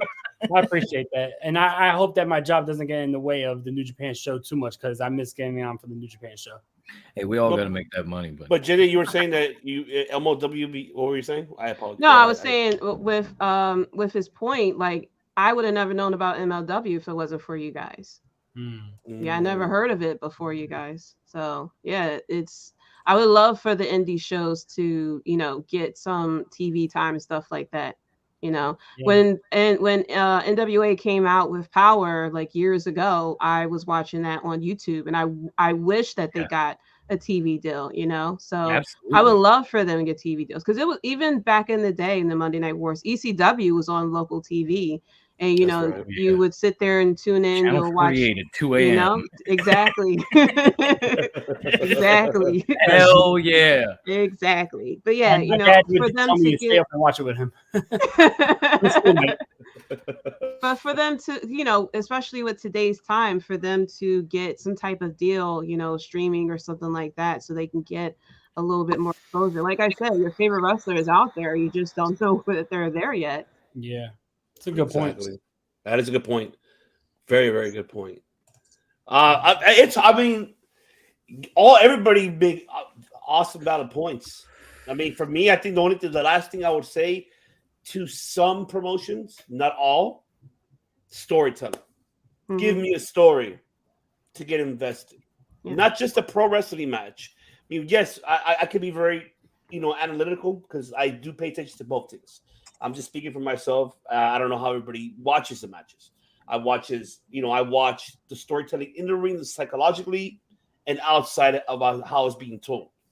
I like to get more told of, give me why should these guys face each other? Tell me why they're facing. What's the story behind it?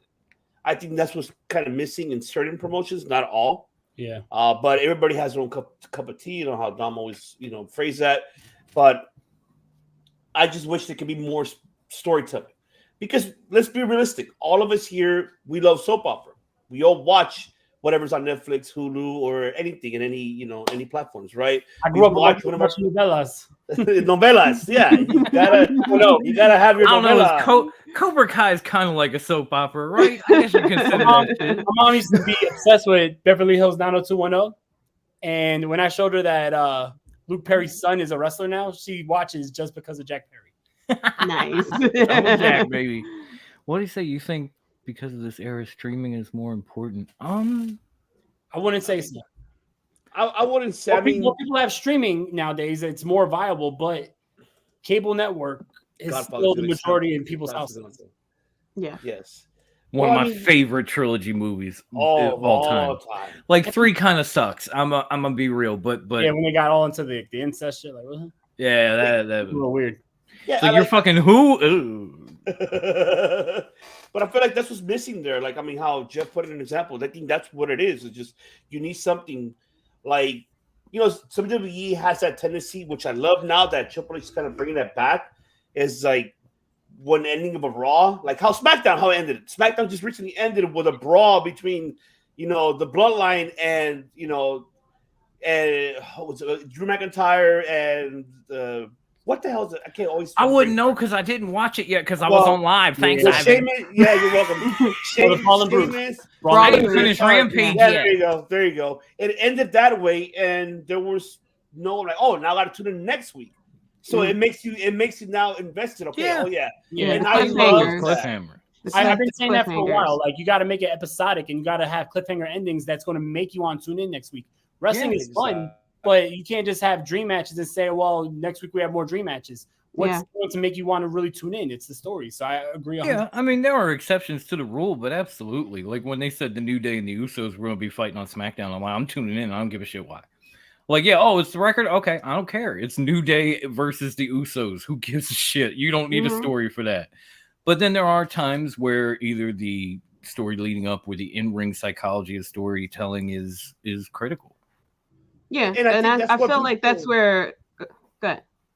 No, go ahead, Judy. You got your no, I was saying that's what I feel like AEW is losing at because they keep doing these, you know, all these dream matches week to week. I don't really watch Dynamite consistently because I saw Chris Jericho going against Vandino, and I was like, well, you know, I feel like that's a one-off match. I don't really need to like tune in for something like that. But when you had like Kenny Omega and Bryan Danielson, you know, and that storyline of I'm here because I'm the best wrestler and you saying you're the best wrestler. So I want to fight you because I'm better than you. That was a great storyline. Right. It was just a pinch of story, but those two guys would have made it epic regardless. It was a dream match, but it was a storyline nevertheless. And I feel like that's what AEW specifically is missing is that they're doing these one-off and these dream matches, but there's no storyline.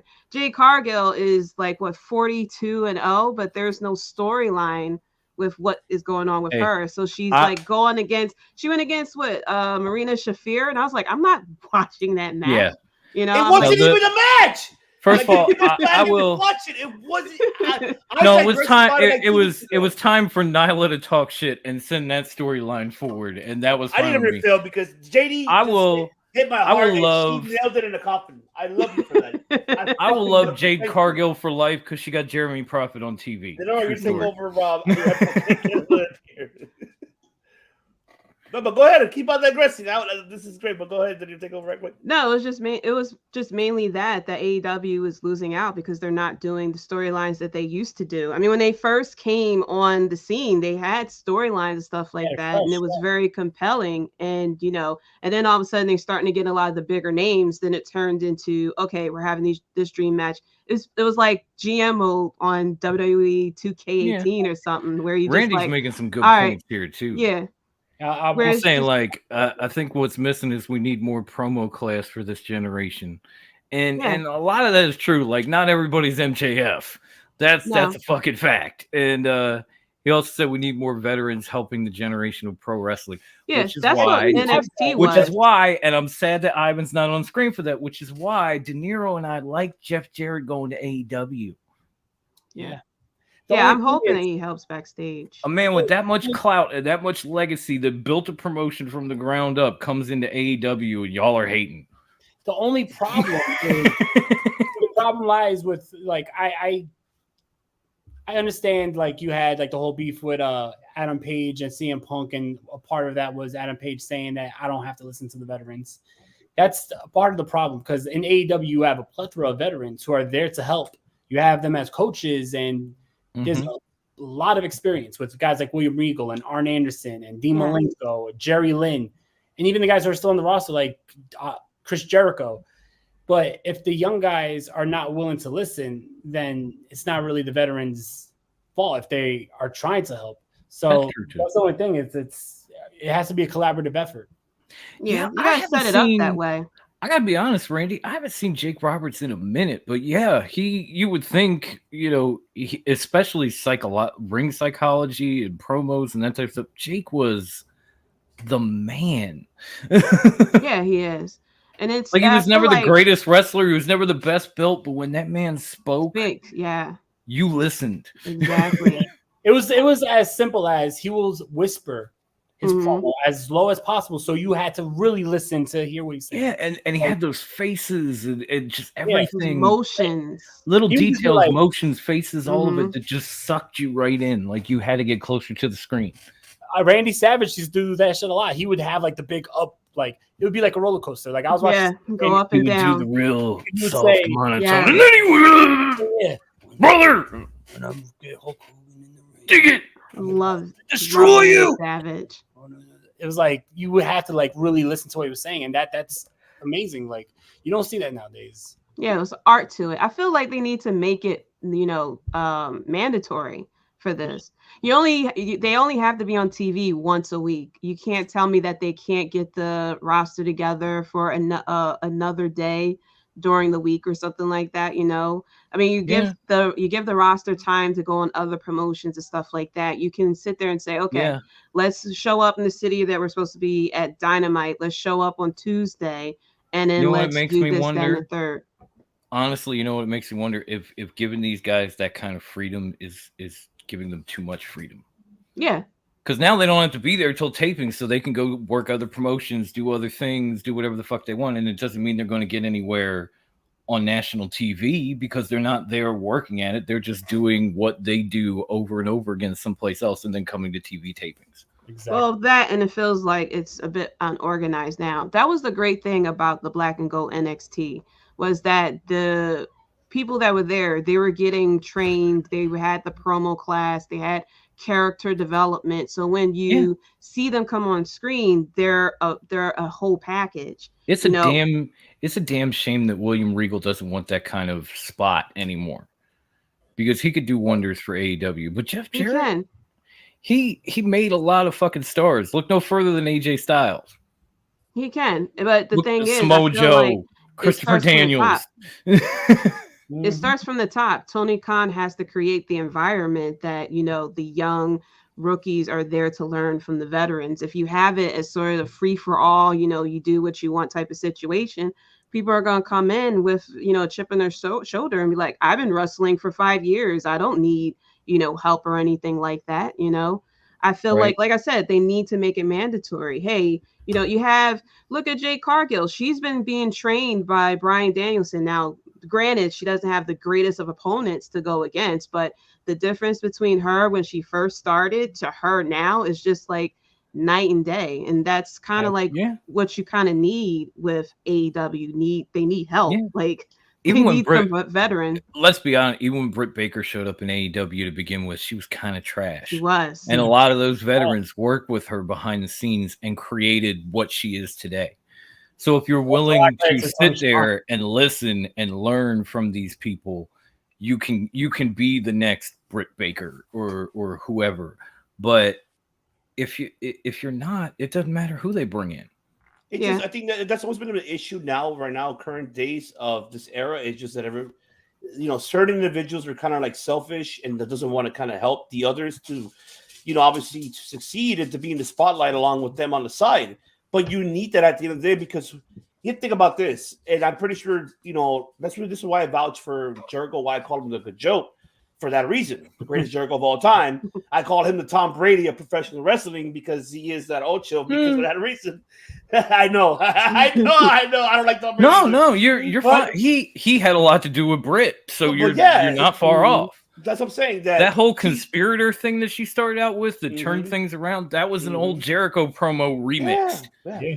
And that's what I'm saying. Like, veterans need to allow to help, give guidance to the new generation stars, to be the number one spotlight in the next 15, 20 years because facts. You know, they're going to be gone. You can't be selfish in saying that it's my spotlight, but guess what? That's another thing that pro wrestling might need is some of these younger guys to be willing to actually fucking listen to guys like Jericho, to guys like Jarrett, to guys like William Regal, to guys like whatever, so that they can get to where these guys were and maybe beyond, like a Britt Baker did. But you don't know how many of these people, like in an AEW locker room or even in WWE, because they got a lot of vets too, are just like, fuck that, I know what I'm doing, and just let them talk and walk away and don't pay attention to Hangman Page. That was the whole quote. I don't need to listen to these veterans. I know what I'm doing. It starts from the top. That's what it is. That might have been one of the few things I agreed with out of that whole Punk rant, outside of when he started bringing up Mark McGuire and Sammy Sosa. It's like, that's a bad example, homie. You said Barry Bonds, motherfucker. Like, nah. Say like Hank Aaron, say Babe Ruth, say say Ted Williams. Don't say Mark McGuire and Sammy Sosa. Straight edge. Why is all your examples drug? They were only good because they were juiced to the gills and their fucking head grew 6 times the size it was. Come on, Punk. I watched it live. I know. I was like, Mark McGuire's head was never this big. What the fuck is he on? Right. But yeah, it has to start from the top. Like, you can't tell me the people in NXT, they didn't have you didn't come across someone in NXT that had the same type of thinking as Hangman Page, that I've been wrestling in the indies for all this time. I don't need help. You know, you have to create the environment. AEW, and I'm sure I might be wrong, but this is how I feel. I feel like AEW has more veterans that could really coach the younger class than WWE has right now. I mean, the people that's over there that has the years of wrestling around the world, you know, character work, promo work, you know, being able to be in front of the TV. The biggest thing with AEW is there's a lot of people in AEW that hasn't wrestled in front of a big crowd. You know, they hadn't had to do with TV work of where to stand in order to, when you cut your promo live, and you know your cadence when you do your promo. Marina Shafir, we all know the promo that I'm about to talk about. You know, definitely she could have had help with that if she had the cadence or something like that, switched up the way the wording is. You know, because we heard from, I think with Tony Khan with the promos, like it's basically like an outline, but you know you're basically like on your own, which will cause a lot of people to fail on TV. Marina Shafir will now forever have that reputation of, you know, with the promo and her in the ring, because she's not getting the help that she really needs. If she had someone backstage, hey, let me hear your promo, let me hear you cut it. No, you shouldn't say it like that. Maybe you should face the camera when you said this line and more impactful. She could be Jessamine Duke, so it could be worse. Exactly. You know, like, where the hell is that woman these days? I don't even know. But I think Jeff made a good point. We need like more managers. The manager is becoming extinct in pro wrestling overall. You know, like you look at WWE, okay, you got Scarlett, you got a couple of people. You look at AEW, okay, you got Stokely, you got a couple other people. You got Vicky, you got a couple other people.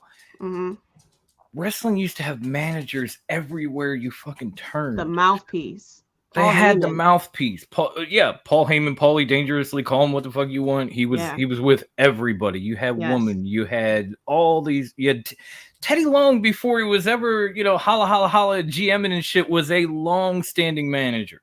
You know, I see the problem being an identity crisis for AEW, because AEW was basically what was created by the elite with All In, right? And what was the spirit of All In? By us, for us, we created this. So now you have veterans coming in. You like, no, we created this. I'm not going to have to listen to you. Like, I created this. Why the fuck would I listen to you? And that's the identity crisis, because you're bringing in these veterans to teach the young guys, but the young guys are what. And to be honest, that promo on Wednesday between Britt and Saraya dripped of all of that. Amazing. Like, this is my company. What the fuck are you doing here? And she's like, do you remember who the fuck I am? That's a good point, because that promo itself is basically AEW. You have the young guys who say, it is. You know, we create this whole revolution that started AEW, and then you have the old guys trying to say, well, you're doing it wrong. So, like, or you took it to this point. Let me help you get here. Yeah, exactly. So it's just an identity crisis. I like that. Khan needs to work on that.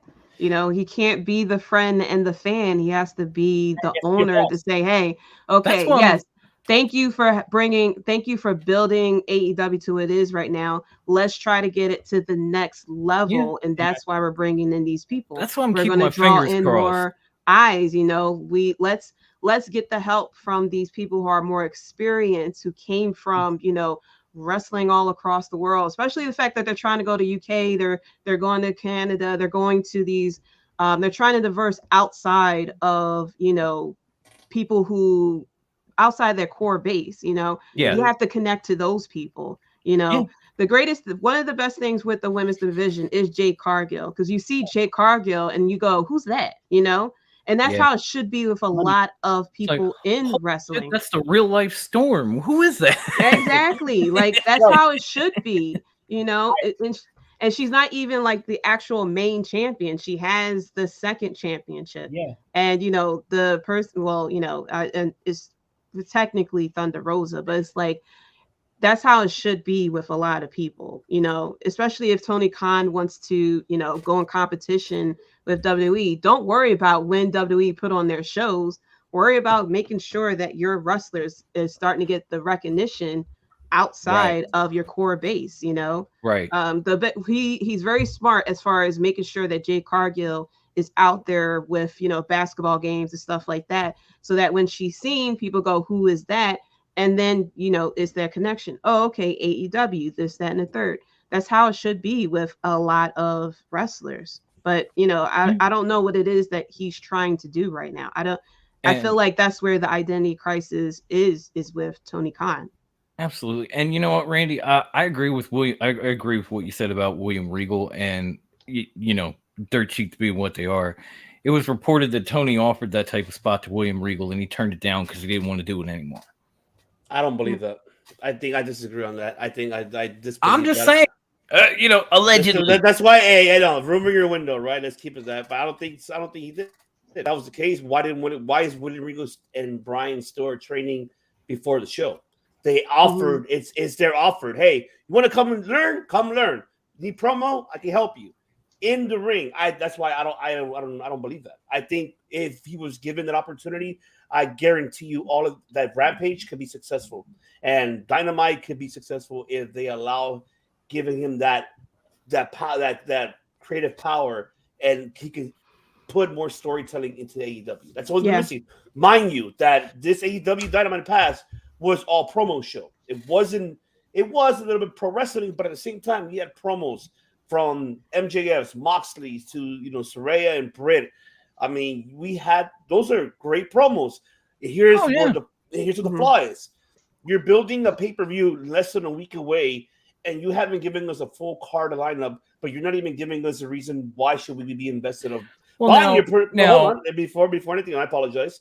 But you know, but I get one thing. You have your main event. However, you have your main event that we know, but what about the rest of the card? Why am I going to spend? To be fair, WWE does that too. They will wait till the last fucking minute to announce a match. They'll announce matches on kickoff. The difference is with AEW, we're paying $50.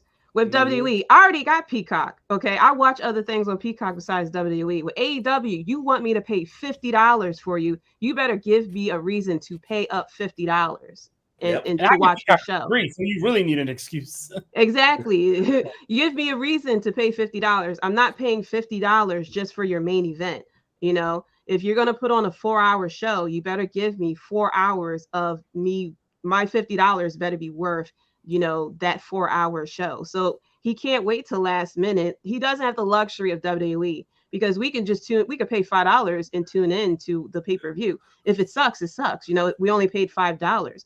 But if it sucks with AEW, it's like, I just paid $50. You know what you can do with $50 nowadays, especially with today's I get that, but at the same time, name a sucky AEW pay-per-view. I could actually. AEW pay-per-view? Revolution 2020 was trash water. Not 2020, 2021, the one with the exploding barbed wire. Yeah, that was horrible. Bad ending. Up to the explosion, it was pretty dope. Not the explosion sucked. The best thing that they did was, and it was because Kenny put it on a napkin like he was Deadpool or some shit. Just this is what we're gonna do. I agree with that. Says we fucked up.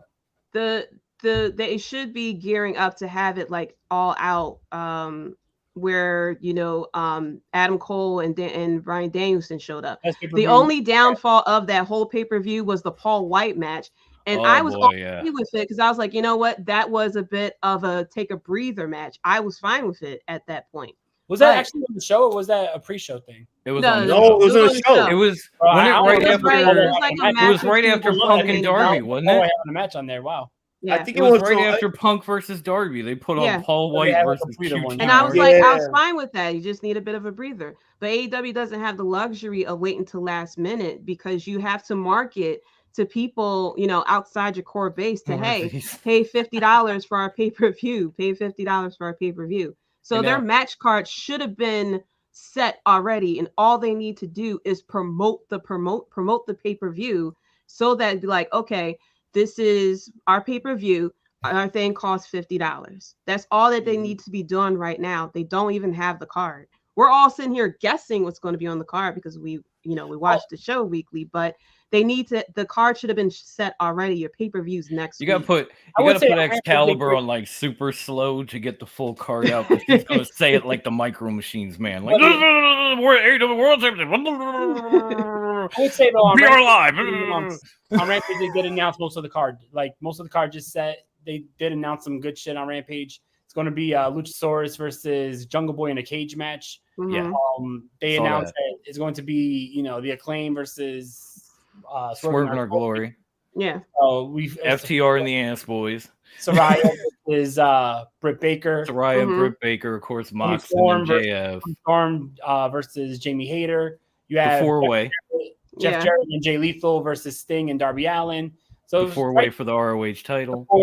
Right there, that's already like 7-8 matches. So they already announced a full card, which is better than last time because if you remember, All Out, it was 3 days before we got announced the pay-per-view main event because we was like, what's going to happen? Is it going to be Punk versus Moxley? Is Moxley facing somebody else? Yeah. So literally the Wednesday before the show, they had Ace Steel slapping CM Punk around to sign the fucking contract. Yeah, I'm surprised you didn't bite him. Right? Bite him and his fucking dog. Fuck you, Larry. You're overbite. But see, that's the thing, though. Okay, I'm not disagreeing. Okay, they announced the card, but for me, it's just like you're telling the stories late. It's like that's the problem that I have with AEW. It's just you're not giving me stories. Tell me why. I like how JD mentioned. Yeah. Give me why should I spend $50 to watch it? Yeah, okay, we're getting dream matches. Oh my god, okay. But are you kidding? Like Jungle Boy and Luchasaurus has been going on way too fucking long. Okay, yeah, but that is a story. That's a story. That's a MJF and Mox is like a 3-month deep story. That's a filler. That's a filler. MJF and Mox. It's a 3-4 month story. Swerve in Our Glory and fucking Acclaimed. Okay, that's but a 3-4 month story. Okay, yeah, but see, that Lucha story, yeah, that's a filler. That's a story. But because Christian got hurt, then they should just went away with that. Just but AEW has stories. It's just that their stories suck sometimes. That's the problem. Yeah. Sometimes it drags. That's what it is. It drags. Are not interesting because they try to have stories, but when your story is I'm a lawyer and I copyright Scissor Me to catch the other guy. Wow, but that was for Rampage. It was what Anyamata. Real quick before I jumped on this. The Hangman Page storyline was 2 years? As good as it was, it was like a 2-year storyline. The whole what's her name? Julia Hart joining the House that went of too Black. long. Oh my god, that went do it already. So long, it was that and the Christian swerve that was just like, do it already. We know it's coming. We can see it. I hear my son crying, and I have to go because I think my girl's sleeping. But I love you guys. I appreciate you guys. Thank you so much. This was amazing, and honestly, like I am not here without you all. So thank you so much.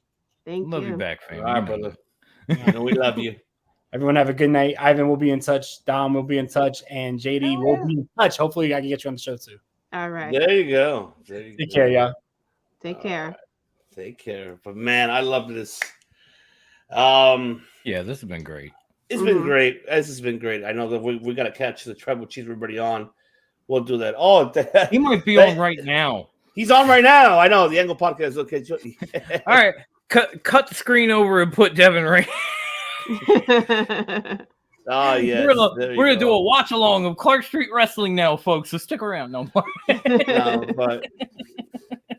yeah, I think that, like I said, I think that's what we're missing overall. It's just all that. It's just there's so much shit that is that I think we digress about AEW, but there's other stuff that WWE is missing too. But I see Papa H is really building a little by little. So I'm not really gonna critique yet until the Royal Rumble comes. When Rumble comes and see what he decides to do to build the story for Mania, then I'll critique. Until then, I'm loving what he's doing right now with Survivor Series.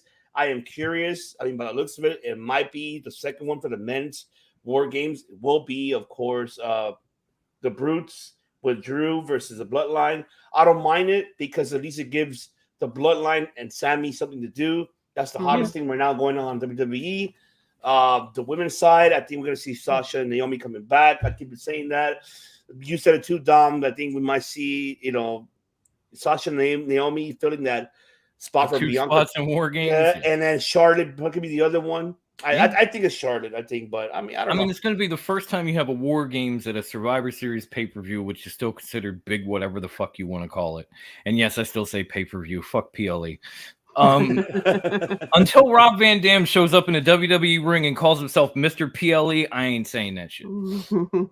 But Survivor Series is one of the big pay-per-views. This is the first time they're having War Games at it. You want to have big names in big match feel. So why not bring back Charlotte on one side and then bring Sasha and Naomi to the other? Especially when the two people that pissed Sasha and Naomi off are gone. Yeah. I mean, do you feel the same way, JD, with WWE? Do you feel the same? You're going to wait on it to see what's going to happen? I'm waiting on all of it, to be honest. Because like I said, 2022 was wild. It is wild. Yeah, like I said, I feel like it might take a year for us to really see what Triple H has planned. Because he still has to figure out what to do with the roster that's there. We see that maybe the 24/7 title may be gone. Addressing of what Roman Reigns' title reign, who's going to take the title off of him. When Cody Rhodes comes back, what's going to happen with that? I feel like the WrestleMania may still have a bit of plans that were Vince McMahon's, maybe things that were being built up right now. But as far as what we really will see as far as Triple H and his thinking, I think it'll be like a year from now, because we see him bringing back people and stuff like that. And I think he's going to, even out, what is going to be his error. So I'm waiting out. To technically after WrestleMania, once we have that reset, and it's like, okay, now we're building up what this is really going to be. I mean, I'll be honest. I don't even know if we got to wait till Mania, because after what happened to Austin Theory, it just looks like Papa H is going, "Fuck you, Vince." How do you feel about Ultimate? I feel like he has better plans for Austin Theory. I think he has something else planned, because he was in NXT with with Johnny Gargano and everything. So I think Austin's okay. I think it's a hard reset, but it also screamed "fuck Vince." It is. It's a very hard reset. I think it could be a character change or something like that. Absolutely. We'll never know. We won't know until it happens. It's nothing. It's nothing against Austin Theory, but we even talked about it last night. And then after the show, the Temptress Witch Ivy said to me, something about Austin's gimmick just made my ass itch. And I was like, yeah, absolutely, because that's not really Austin Theory. If you followed him before he got to NXT, if you knew him in Evolve, he was tremendous. On a mic, in a ring, the whole nine. The guy has everything, but he was morphed by Vince McMahon into a hybrid of like Prince Pretty taking selfies and like the original Drew Galloway. Yeah. That's what it was, recycled. We've seen it before. Or McIntyre. I'm sorry. Somewhere I went to Impact. I don't know how that happened. I knew he knew what you meant. You know what I meant? It's recycled. It was recycled when you gimmick. saw Austin Theory with the U.S. title, I saw OG Drew McIntyre with the Intercontinental title. It's like, here's a dude who's in over his head, but Vince said so. The chosen one. That's kind of what they had The said. chosen But yeah, one. that's It was why the I feel chosen like one it's, who's also pretty. Click. Exactly. I feel like, we'll see what that's not Triple Austin H Theory, has though. planned. It's not. It's the booking, and that's what suffered with a lot of people is the booking. Look at Roman Reigns. 5 years ago, everybody hated him. I was gonna say, I was look at sitting there Roman like Reigns. he Do I needed to have be to? turned. I get this said he motherfucker needed shoved to down my turn throat. Do I heel. have He to? needed to be authentic. You look at Roman That's Reigns, true. you don't think underdog. You don't think, you don't think Daniel Bryan. They was trying to make him into a Daniel Bryan, and it didn't work. The guy is like 6 something. You see him is like even the he whole should be thing when he kicking beat ass. the Undertaker and he came out on Raw and people were just booing the shit out of him because they can't stand it because he beat Mhm. Taker at WrestleMania and he just goes, "This is my yard now." I'm like, oh, this is cringe, man. Stop. But I loved it because I was like, at least he's not being Mr. Humble, like giving the football player press conference after after a Oh, yeah, the after whole, "I gotta a be game. better." The loss is on me. We gotta I do gotta better, be I gotta better. be better. We have to Any go given back to Sunday. the training room. I was happy he said that. I was a big Roman hater. I hated the fact that he beat the Undertaker, but I loved the fact that he came out and just I'm a huge put Undertaker it on. fan. So I hated that shit. I hated it too.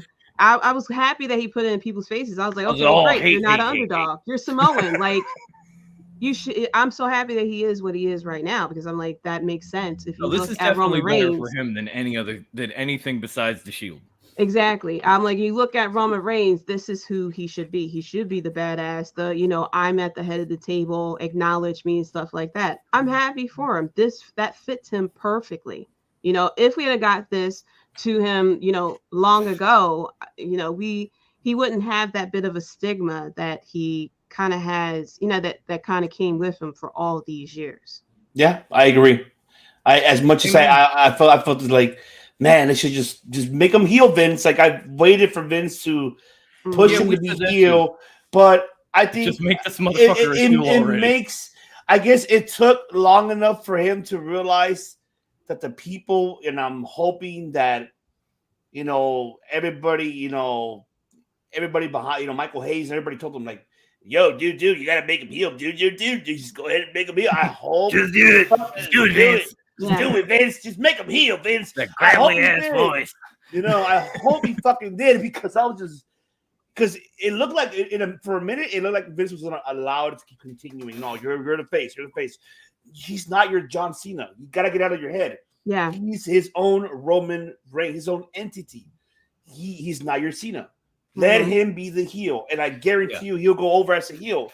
Roman And just I think Vince. all of us said it here, and like in our perspective in shows, we all said that Roman should have been healed long ago. Yep. But I mean, you made a good point, JD. I mean, we're kind of in a way it makes we're happy that it's happening now because what about it would have happened sooner? Maybe his relevancy would have died out by now.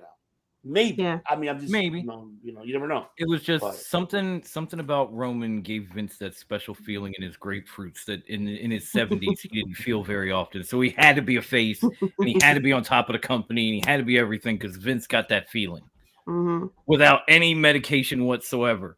So immediately it was Roman's the guy. He's the face. Such good shit. Yeah, I mean, I'm happy. I'm looking forward to see what we'll do, man. I'm just really, really happy, and that that pro wrestling is back again. That is honestly is great for us to be a pro wrestling fan right now. People that are barely new, man, you are missing out. Where the hell have you been? To be a fan, it's damn good to be a wrestling podcaster, and it's fucking great being a part of this league. No lie. Yes, and it is. And for that, we're gonna end it over here. Awesome show tonight, and we're gonna do some course for Christmas because we only get together for every Psycho Claus is coming. We get together every quarterly, like either the mid year and twice. Hand out gold to all the good kids. Here you go. This is together. So I'm loving that we all got together. I appreciate all of you guys, especially you guys taking the time for coming in and doing this. I know we are living our lives, everybody, we're all parents. We're all parents, we got children you got to take care of, and we got priorities. Of course, like somebody's watching me like, Wait up, woman. I'll be there in a moment. I can't tell you how many times my son's been at this locked door. I'm like, you better not knock. I've been with you all day. You better not knock. Go play with your mother. But, of course, before we let you go, of course, JD, let the people know where can they catch you. You can catch me on Twitter at JDC137. You can also find the podcast on Twitter at WrestleBread. You can click the links in the bio for the Instagram, the Facebook, and the YouTube channel. I plan on doing a lot more video and, things like that. I'm mainly an audio podcast because I tend to record all types of the day and night, stuff like that. But I do plan to do a little bit more on video, doing reactions and stuff like that, and more of my opinion. I did a little segment that was called Slice from JD. I plan to bring that back. That's cool. A little video of a little bit of my opinion or whatever is going on at that time. But yeah, you can catch the podcast every week wherever you listen to podcasts. That's right. Love it. Yes, I do miss that slice of JD because I want to. Yes, I love this. I love it. Thank you. Give me a slice. I want the whole loaf of wrestle bread. I'm a carb junkie. Bring it on. There you go. Hell yeah.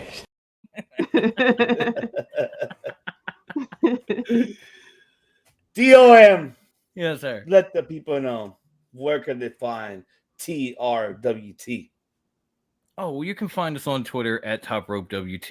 You can find us on Facebook. We have our public group. You can just search for Top Rope Wrestling Talk. All of our podcast stuff can be found at the Rewind Wrestling Network Facebook page as well. And of course, we are now a member of the Rewind Wrestling Network. So for all your audio podcast platforms, YouTube channel, just search for Rewind Wrestling Network. That's WREWIND-PODCAST. Ain't we great? All right. Oh my God. Double J. Shout out to Jeff Jarrett. Oh my God. It's perfect for that though. I can't help No. I'm not hating. You have to do it anytime you spell out something. You have to do it. I agree. That's what I'm not hating. Come subscribe, come follow, come buy some merch, have some fun. Enjoy the other guys too. They're good shit. Especially I. That's my witchy woman. I love that girl. She's an honorary member of Top Rope along with Mikey. But there you have it, ladies and gentlemen. Great 2.5 hours of great nothing but just letting out us as podcasters, as human beings, giving, from our greatest moments to our sad moments to, hey, our supportive moments that we have. And we're going to continue this. And I'm honored and I'm really happy to call, to have you guys as my family, JD, Dom, and everyone who was here earlier, because that's why we were the league for that reason. We're like how Devin mentioned earlier, we're the biggest supporting system ever. And I hope any podcasters that are watching this hopefully we can inspire something like this so you guys could do. And get along with everybody else, because at the end of the day, we're here to help each other grow. We're not here, there's no competition. We are here to help each other grow because, mind you, we all have different content. It can be the same subject, could be the same topic, but everything can be said differently. Different opinions. You got us debating on this show. Okay. Exactly. That's so clearly we are not all the same, but we all enjoy wrestling. Yes. Exactly. Everybody has their own opinions. But yes, thank you so much once again, ladies and gentlemen. And don't forget that the League of Extraordinary Podcast don't just do podcasting. They fucking make history, baby. Yo. Every time. Every time. Must bid you adieu, a goodbye, mwah, and good night. Oh my God, it's so great. Bang! Yes!